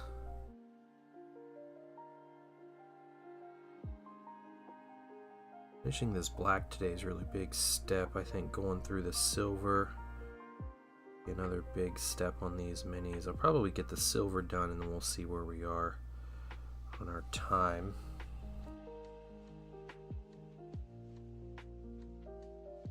But I'm thinking, it's looking like we will definitely finish the paint on these minis. All the painting steps, we'll finish that tomorrow on stream if I don't finish it tonight on my own. That should be really good. We'll just try to base these real quick. Some transfers. I might put some transfers. I gotta look for some transfers. I have a bunch of transfers and I kind of want to use them. We'll make sure. But we'll do that before we do any varnish on them. Have that nice blank shoulder pad on almost all their shoulders for all 32 of these minis. It's like I heard Papa loves Mambo. No, Papa Joe Mono, my pleasure. Thank you.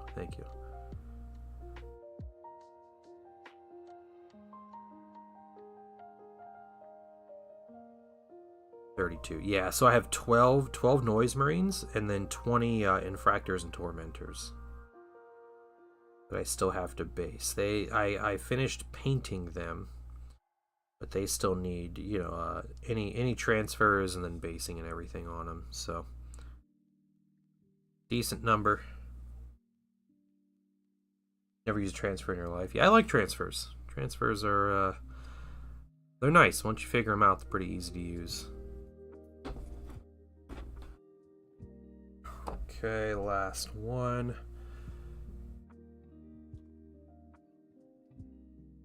That's great. I just started watching but enjoying the vibe. Work in the office. Thank you, Paulie. I appreciate that. Welcome in. The kind of vibe I try to create, honestly. We just chill and paint.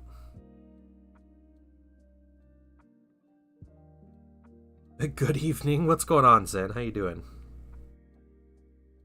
Good evening. Get out of here, dude.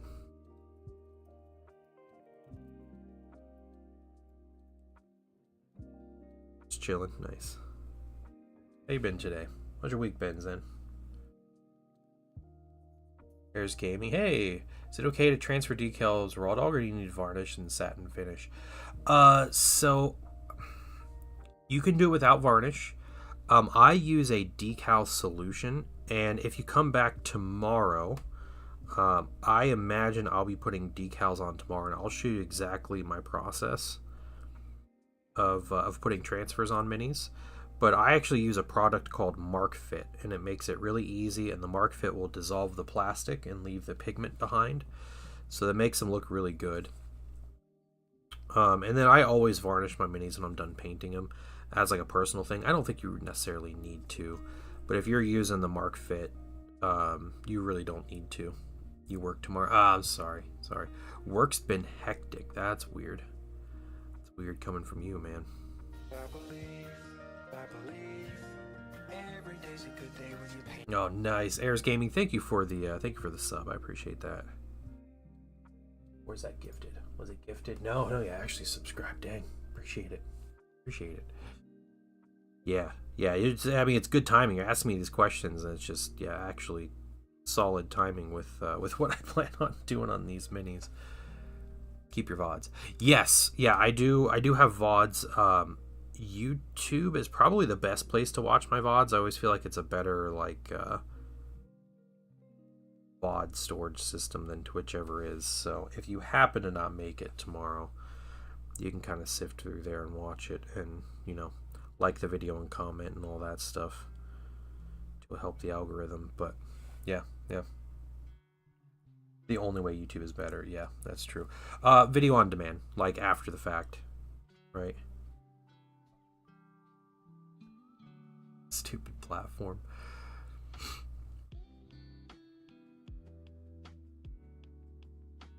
Man, Blue, I discovered a serious dopamine hit uploading stuff to YouTube.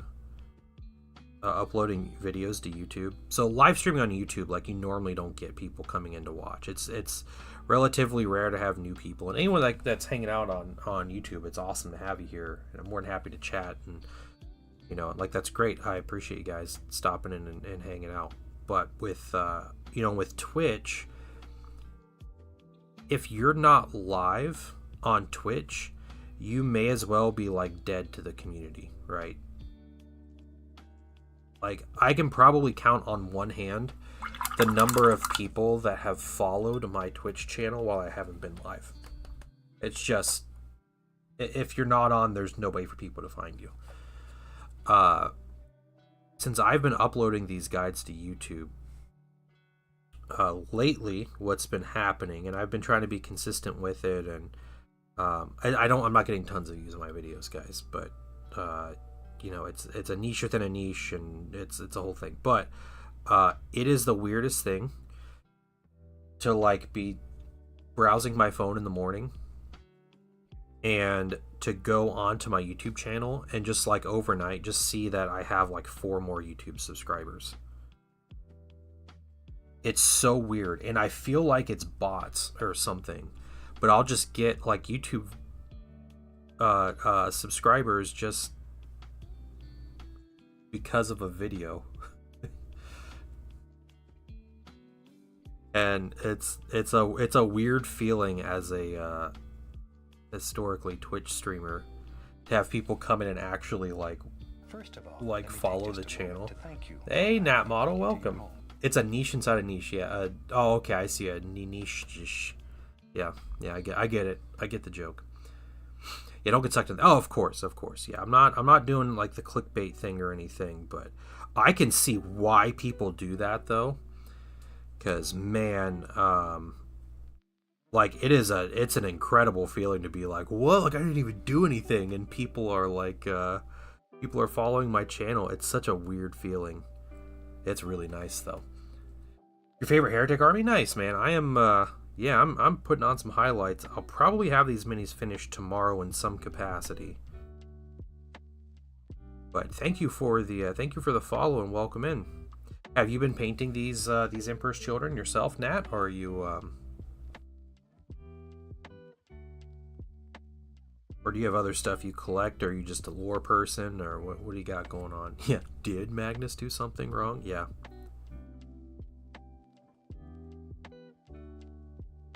No, my YouTube videos are as boring as my streams, and if that's your thing, then more power to you, but I understand. I understand people don't like it. Yeah, my clickbait titles. Just every title of every video, did Magnus do something wrong? And they just never address it.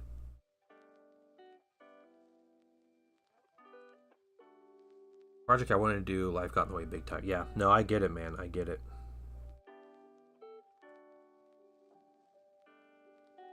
Magnus was told to do nothing, and he did. No, he didn't. And it's funny because it's one of those things, like, would he have done wrong if he knew Horus was betraying the Emperor and did nothing about it? Right? Because I feel like there would have been blame there. Like, what, Magnus, you knew and you didn't even try? You have psychic abilities. You could have gone all the way to the Emperor with your mind and spoken to him and all this stuff. And, like, that would have been the whole argument, right? With our fictional characters and our fictional universe. Played by Emperor's Children Special Edition box. You got the holiday set. Nice. You got Black Templars now. Okay, cool, man. Very cool. All right, let's get some silver out. See what we can do with some silver. But yeah, that's my whole thing with like YouTube is you find something that like works as a video, and like people just come to your channel like overnight, and it's a weird feeling. It's a very weird feeling. Magnus appeared to Horus as a wolf, howling and chasing him, making him more at ease. Is that, wait, no, what?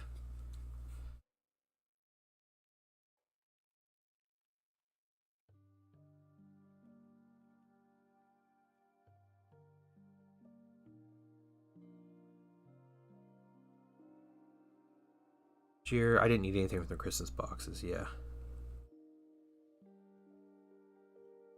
If I got any of those Christmas boxes, it'd be the Krieg one. But the Krieg one is very, like, I know it's not a great value. It's like a really poor value, actually, as far as a holiday box goes. So that's a bit unfortunate, but that one to me is the most interesting one. I also think that just the normal Space Marine one is a really good box as far as a starter set. But yeah, it has a bunch of stuff I already have, so it's not something that I really need.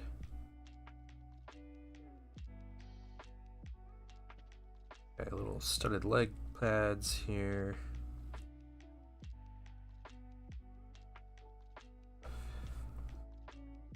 Maybe Magus chasing through worlds. Oh, okay. As a Luna Wolf. Gotcha. I forgot about that part.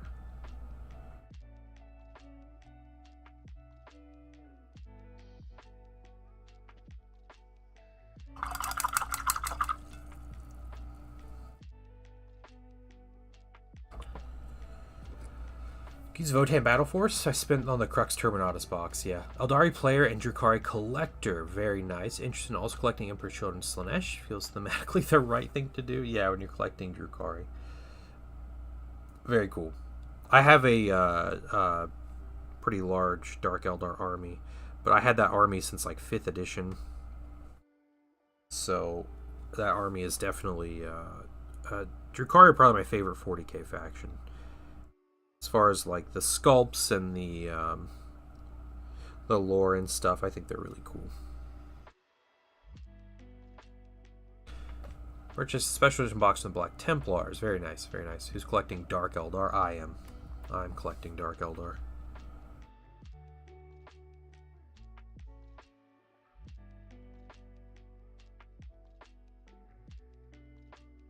This is the hill I die on.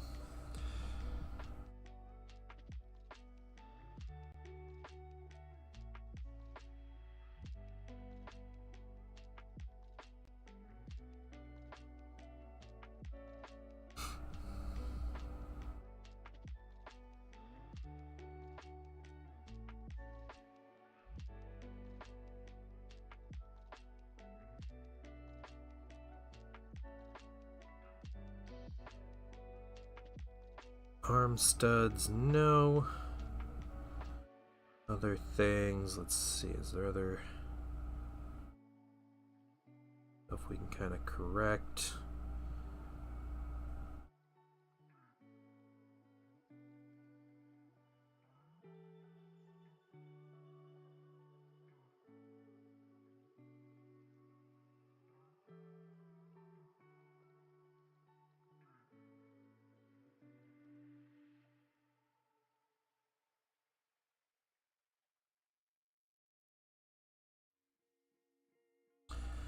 Try the Witch Cult Detachment. Fragile but deadly. Yeah, okay.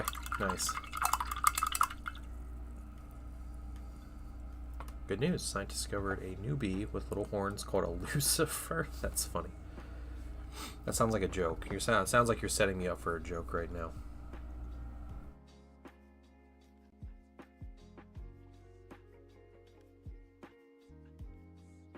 Okay, no studded leg pads.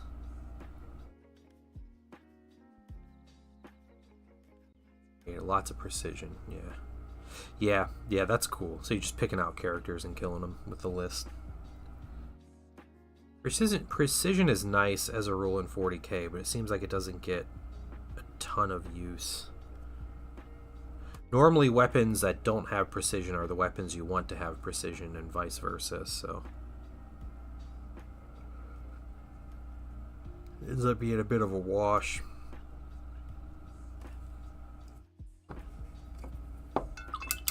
Legitimate story. Okay.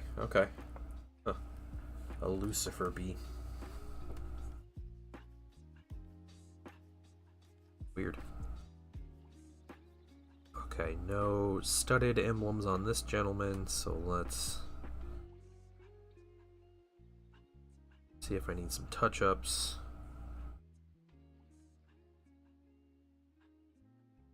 Get all the angles on this Mini.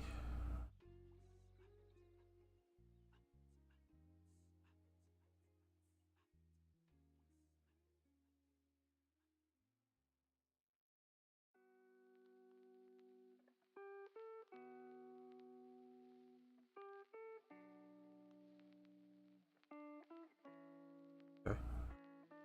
I think he's good.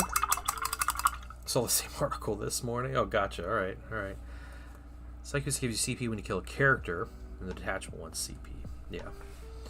The new Dark Eldar Codex in general seems very CP desperate.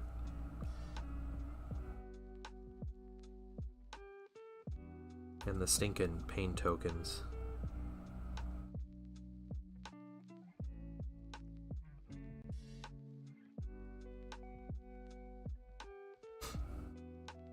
It's a clickbait name. Yeah, yeah. Scientists are now using clickbait to draw us in, guys.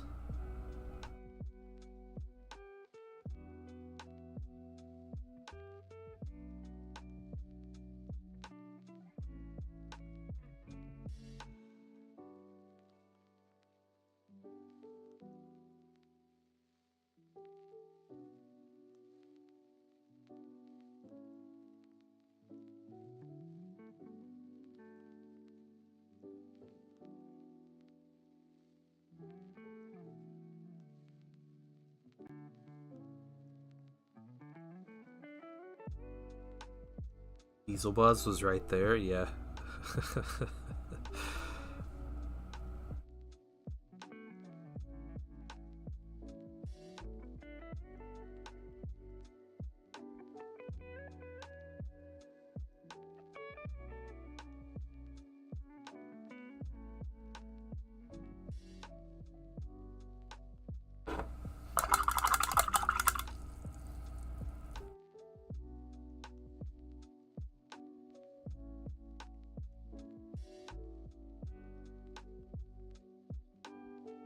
Okay.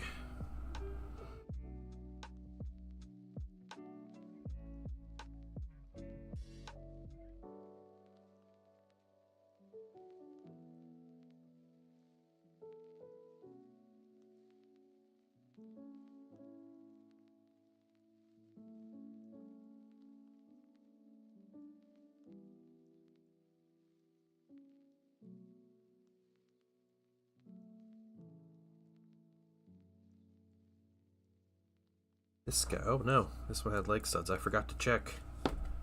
It's got leg studs.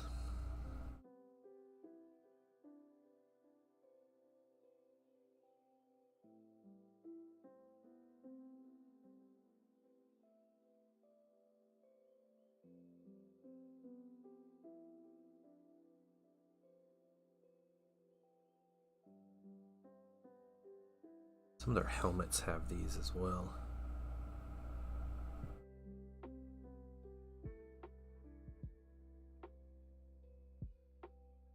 So we'll have to keep an eye out.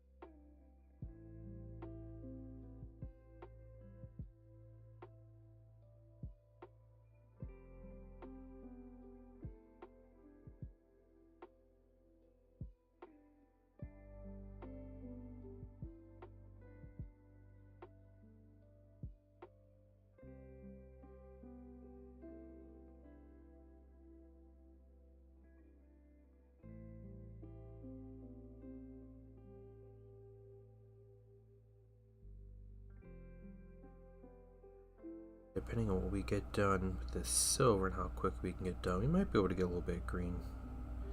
If I can start on the green, and I'm confident I can finish it before 2 o'clock. We'll start it. If not, then Come back to it tomorrow.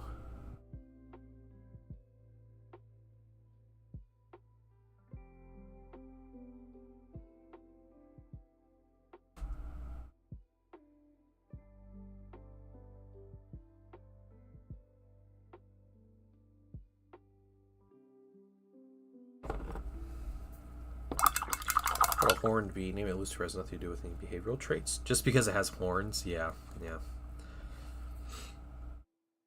It literally is clickbait from the scientists.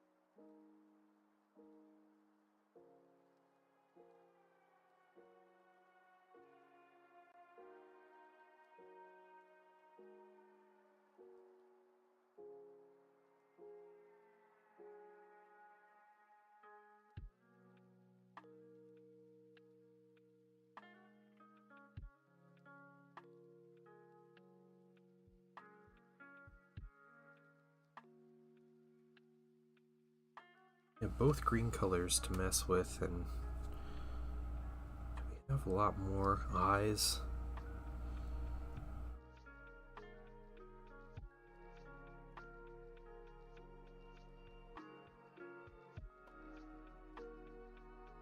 It's kind of where we're at.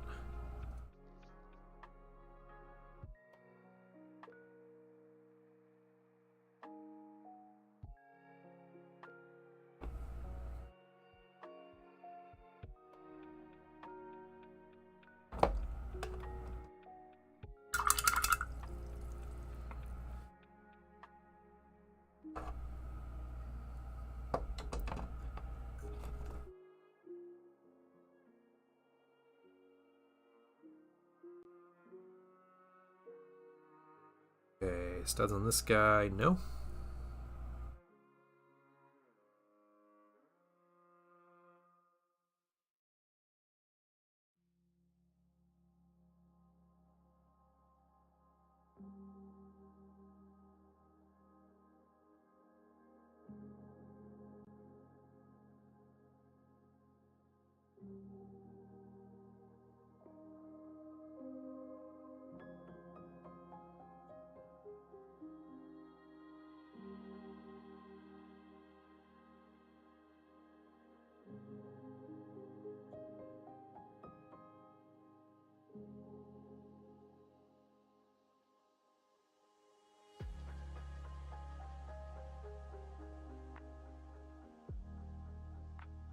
This one's pretty simple. Much going on.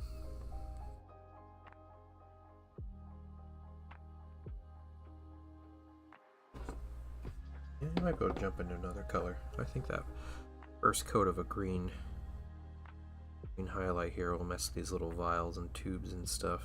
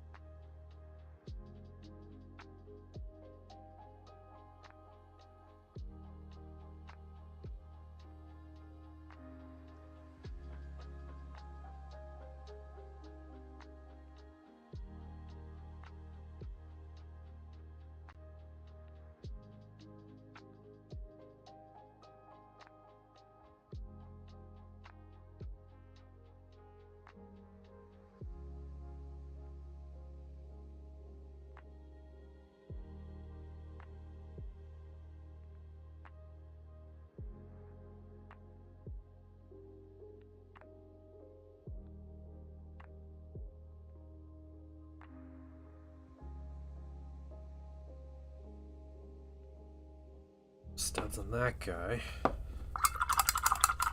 This dude doesn't have. So not a lot of these guys have studs on their armor. I think a lot more of the tractor minis had them.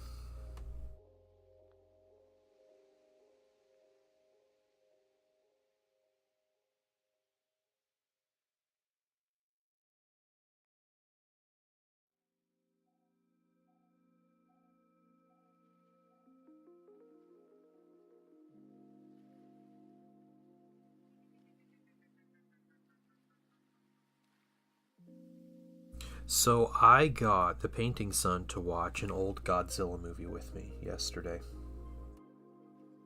That was one of the things we did yesterday. We watched a Godzilla movie from like 1967 or 64 or something, and it was Terror of Mechagodzilla. And there is a YouTube channel that has it's like a 24-hour stream that they just live stream the same cycle of like 6 or 7 Godzilla movies, like old like Toho Godzilla movies. And so I was like, you know what? I was like, let's just turn this on. Let's check it out. And we caught the live stream as Terror of Mechagodzilla was beginning. So we watched it. We ended up sitting through and just watching the whole movie. And I was surprised Painting Son didn't just like get up and, you know, like leave because he was bored or whatever. But it was not dubbed, it was all subtitled. So he was reading subtitles for the whole movie, everything in Japanese. And we were kind of laughing at some of this stuff, though, just how like goofy those old movies are. But it was fun to watch. I have that particular movie. I have Terror of Mechagodzilla on VHS. Power to him. I can't do sub. Yeah, exactly. Yeah, like it's I would watch, not read. Yeah, you know, you're like a Godzilla movie though, right? Like you're there for a reason. We're gonna come back to this guy. Cheat a little bit. It's far more time consuming. Painting Drukhari or Emperor's Children, hands down. Emperor's Children, way more time consuming than painting Drukhari. Yeah, any of the Chaos Space Marine factions, way more time consuming than painting Drukhari. Yeah, 100%.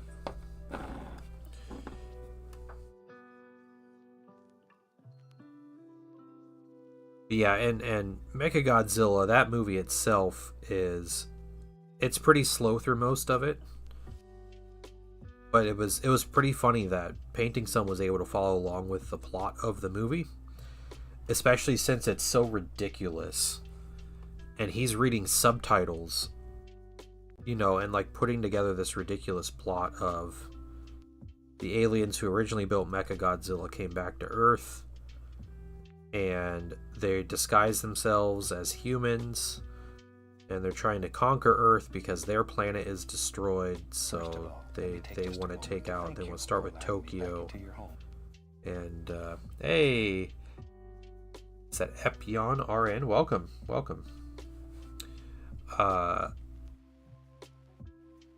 And yeah, then there's like a crazy scientist who just hates humanity, but he's human, and he makes a mind control device, and he wants to control a specific dinosaur that's still living in the ocean that is giant, and name is Titanosaurus. And so the mad scientist partners with the aliens. I don't think he had to have known they were aliens, though, I think. But he finds out pretty early that they're aliens, but it's after he finishes like his mind control device and then decides to join them, destroy humanity. Oh man, it's wild. And his daughter is the one that controls Titanosaurus, the mind control device, but then she's like a cyborg. But she still gets shot in the arm and just dies. And they keep bringing her back to life as like more and more cyborg as she keeps getting shot in the arm and dying. It's crazy. Yeah, it's wild.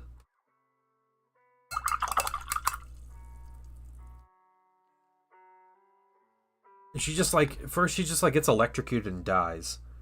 And the alien just like walk into the room and just like put her on an operating table, and then she wakes up and you're like, oh, what did they do? But and then later on in the movie, she like it shows her where she's like, because she gets shot.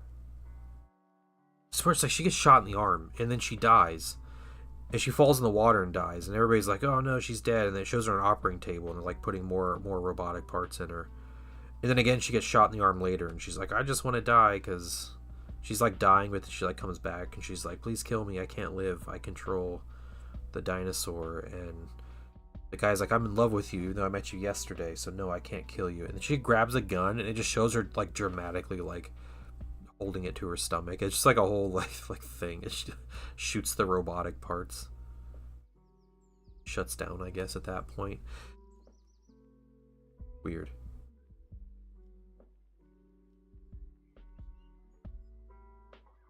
It's a 1960s movie, okay? You got to give it some leeway.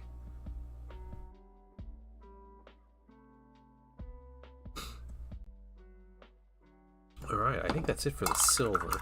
I think we got time to do a little bit on this green. What I'm going to do though, I'm going to take a quick break, and then we're going to pull out this bright green, and I'm going to start putting a highlight on all the stuff that's this like vibrant green.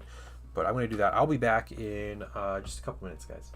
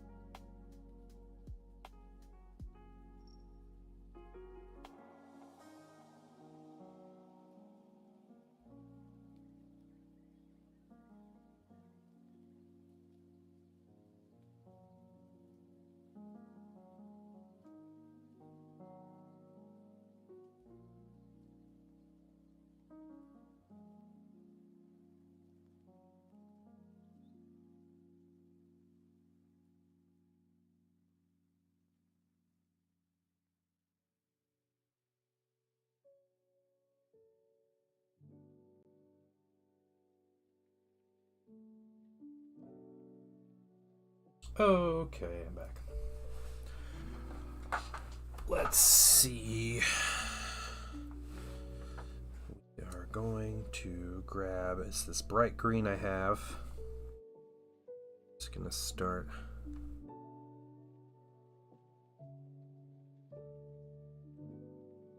This in here.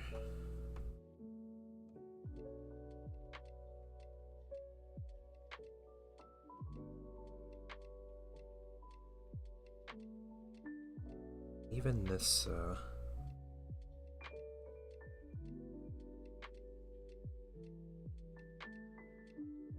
this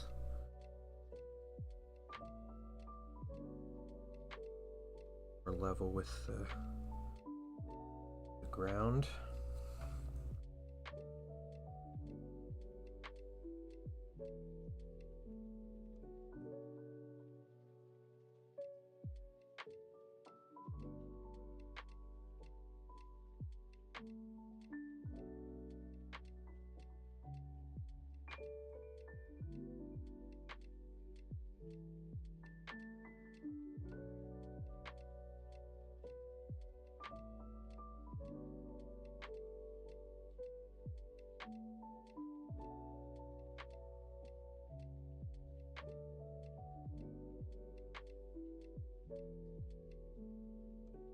I don't know what the green goo connecting to their guns are supposed to be.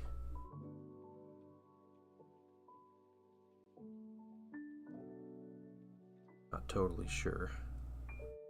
I thought their guns just made noise and killed people, but they're full of weird tubes.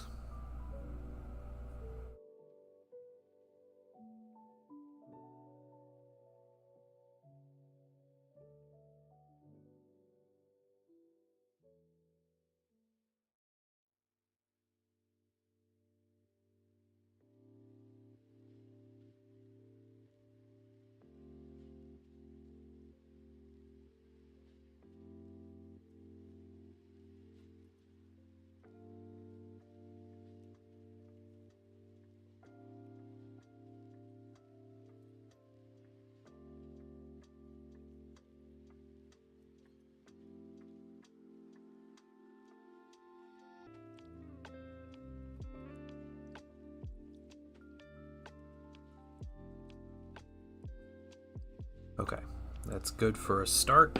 And real quick, let me get these two characters here.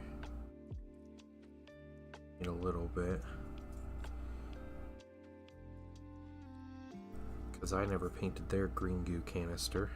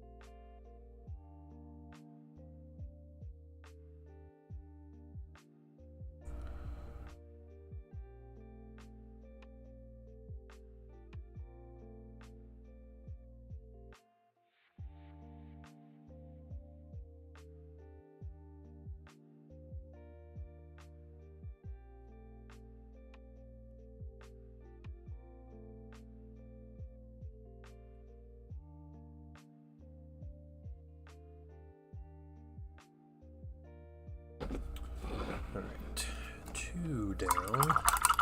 That's right, the Blastmasters have a little bit less. We got 2 of them with the most tubes on them out of the way already, so good.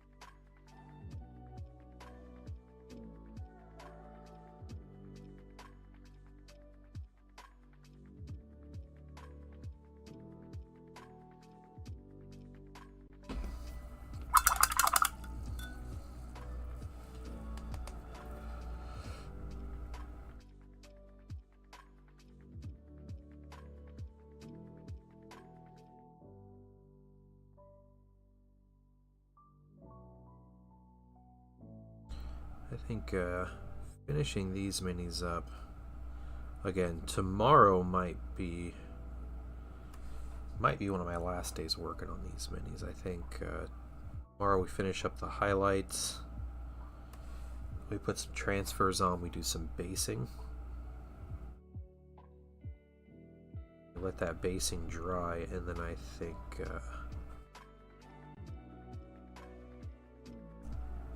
Thursday maybe do a bit of dry brushing on the basing, and that's kind of our finishing bit, is painting the rest of the basing. We do that. My next big priority is some Votan stuff, but I might paint a little on my own, some of my own stuff while I'm working on this. And I think the things I want to paint on my own are my Empire Halberd squad. So my Warhammer Fantasy squad that I have, or regiment that I have. I painted a test mini the other weekend. I'm getting some time, and sitting down and painting those will be nice. See if that's something I want to continue or not.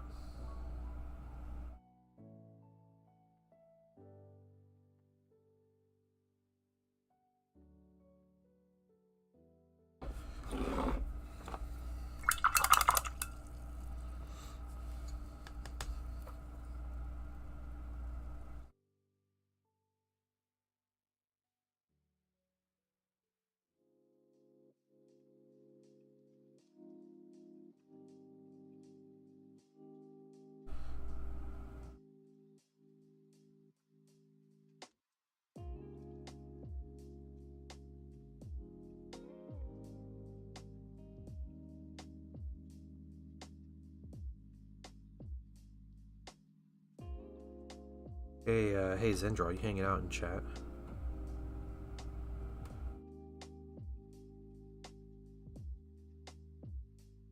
I have a question for you if you are, but if you're not, that's okay because you can't hear me. So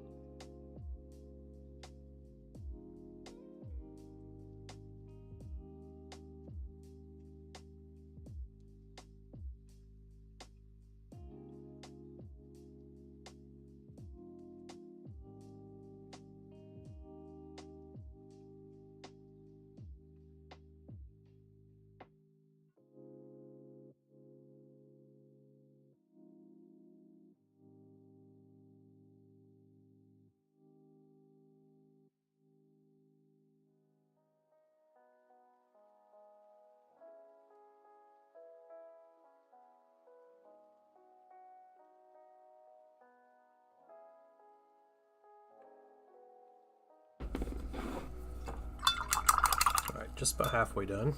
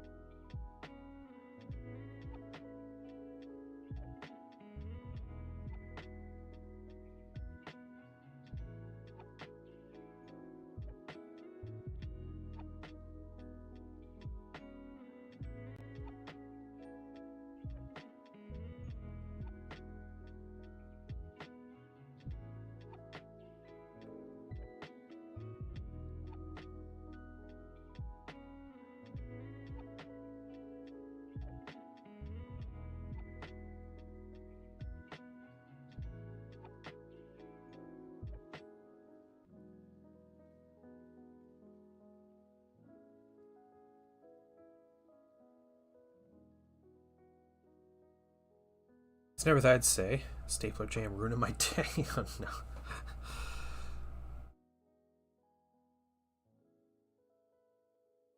Horrible. I mean, I guess if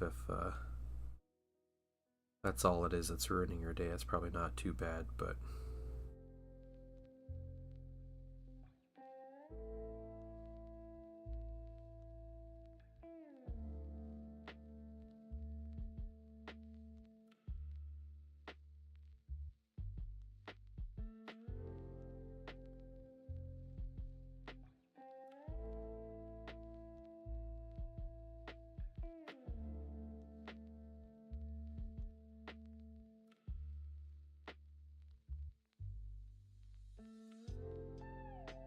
Blue, how much Halloween candy have you eaten?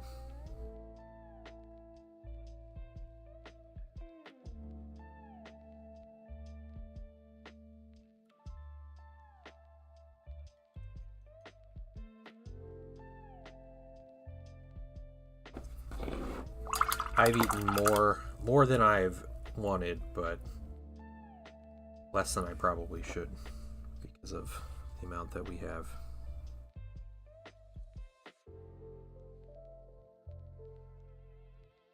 A lot more than expected, yeah.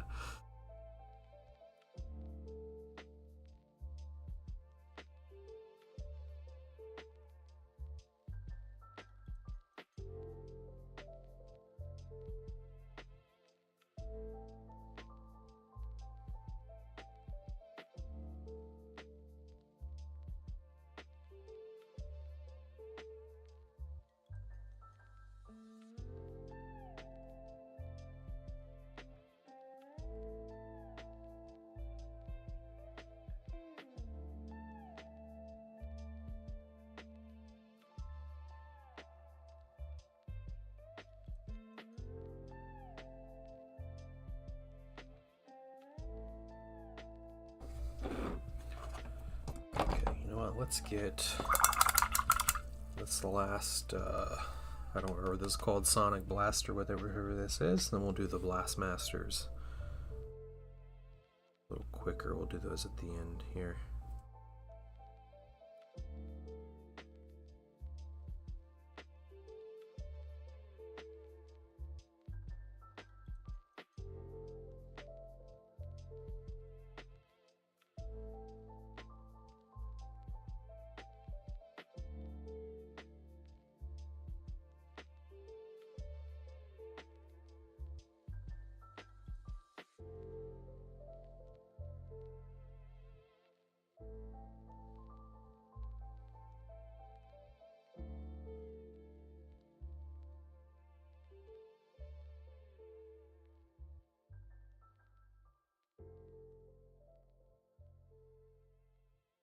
He didn't have a wild haul, but she went to 3 different events, so overall more than most years. Yeah, that's fair. Painting Son he got quite a bit from just the one. Well, we did a trunk or treat thing, and then we did a full trick or treat. And the full trick or treat seemed very, very successful. So.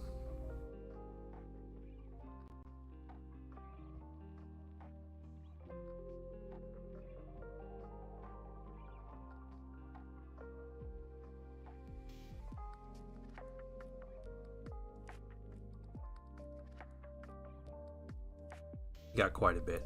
We normally do 2 trips out.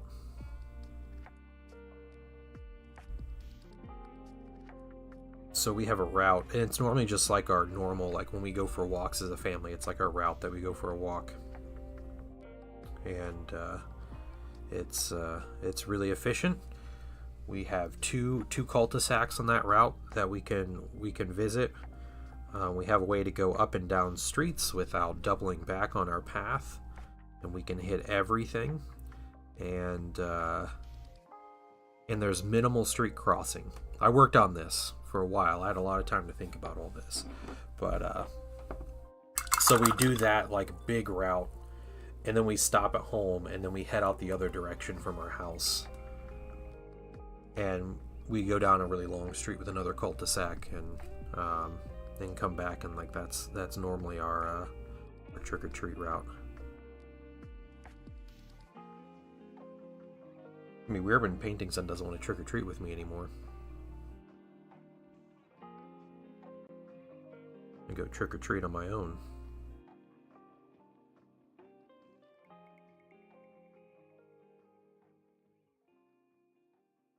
Yeah, the first year, I was really proud of my efficiency there. The first year we did like a full trick or treat with him was actually a 2020. It was like COVID was going on and everything. Well, I got laid off from my job in like September of that year, and my son was still really young. He wasn't in preschool or anything, so he was in daycare while I was working. And then since I wasn't working, I was like, well, I'll look for a job, and I'll just chill with the boy through the day, you know. And so I made it a big point to come up with a routine that we had every day, and we had a really good routine where, you know, we would essentially get up at a certain time and watch a little TV in the morning, eat breakfast. We did some learning time, so he was learning letters and you know, basic numbers like how to write and everything, and he was 3 at the time. Yeah, so we had just started like trying to learn the basics of all this. And then we would go on a walk every day. Pretty much no matter what, we would go on this walk. And it was a lot of like, I don't care to go on walks a lot of the time, but when you're home with a 3-year-old all day, like, you got to come up with something. And for me, it was like a routine, and a walk would kill half an hour, and like, you know, we got fresh air, a little bit of exercise and everything, so it was nice. So we go on this walk, and it was September, and I was like, man, we're going trick-or-treating, like, we can figure this out. So we would go on this walk, and eventually kind of figured out a route where we crossed the street twice in total before making it back to our own house, which is pretty crazy that we can do all of that. And we passed like 100 houses. It's crazy. So yeah, we do that walk every day. Yeah, so I was quite proud of this route that I figured out. Yeah, you don't double back or anything. It was really nice. So that's when I figured out my walk, or my route. And so we just follow that route every year. It's the same route, and then, you know, we drop off candy at the house, and then we go back out the other way.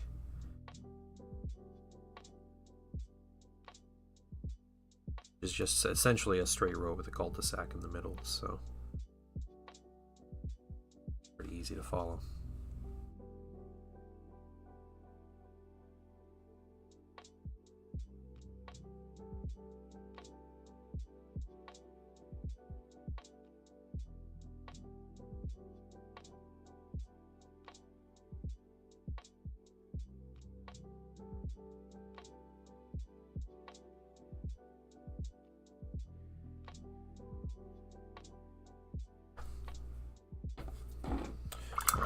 last one for this color.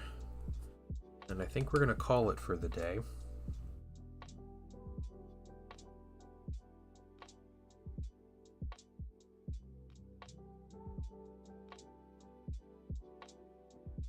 Finish up these greens. I'm going to take a nice bright yellow green. And we're going to highlight all these tubes and the little vials or tanks or whatever you call them. We're going to do all that. It's going to look really nice when we get to it. That'll be tomorrow. We'll get that. And then there's the eyes on everybody. There's no like plasma or anything, so that's good. And then there's the like top knots, the little tassel things that are different color green. We'll get that tomorrow. And that's essentially it for the highlights on these minis. Pretty simple stuff. If I happen to not finish them tonight, or I might start on something else tonight, like putting the basing material on them or something. I don't know if I feel like getting to these tonight.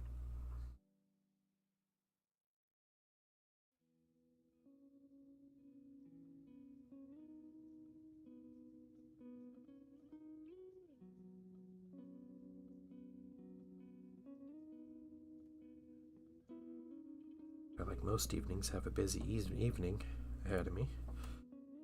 So we're gonna go start on that. But I'm happy with how they're turning out. This guy has studs on his helmet that I forgot about, so I knew there was someone out there I was missing. Who else? Okay, well, let's get these real quick.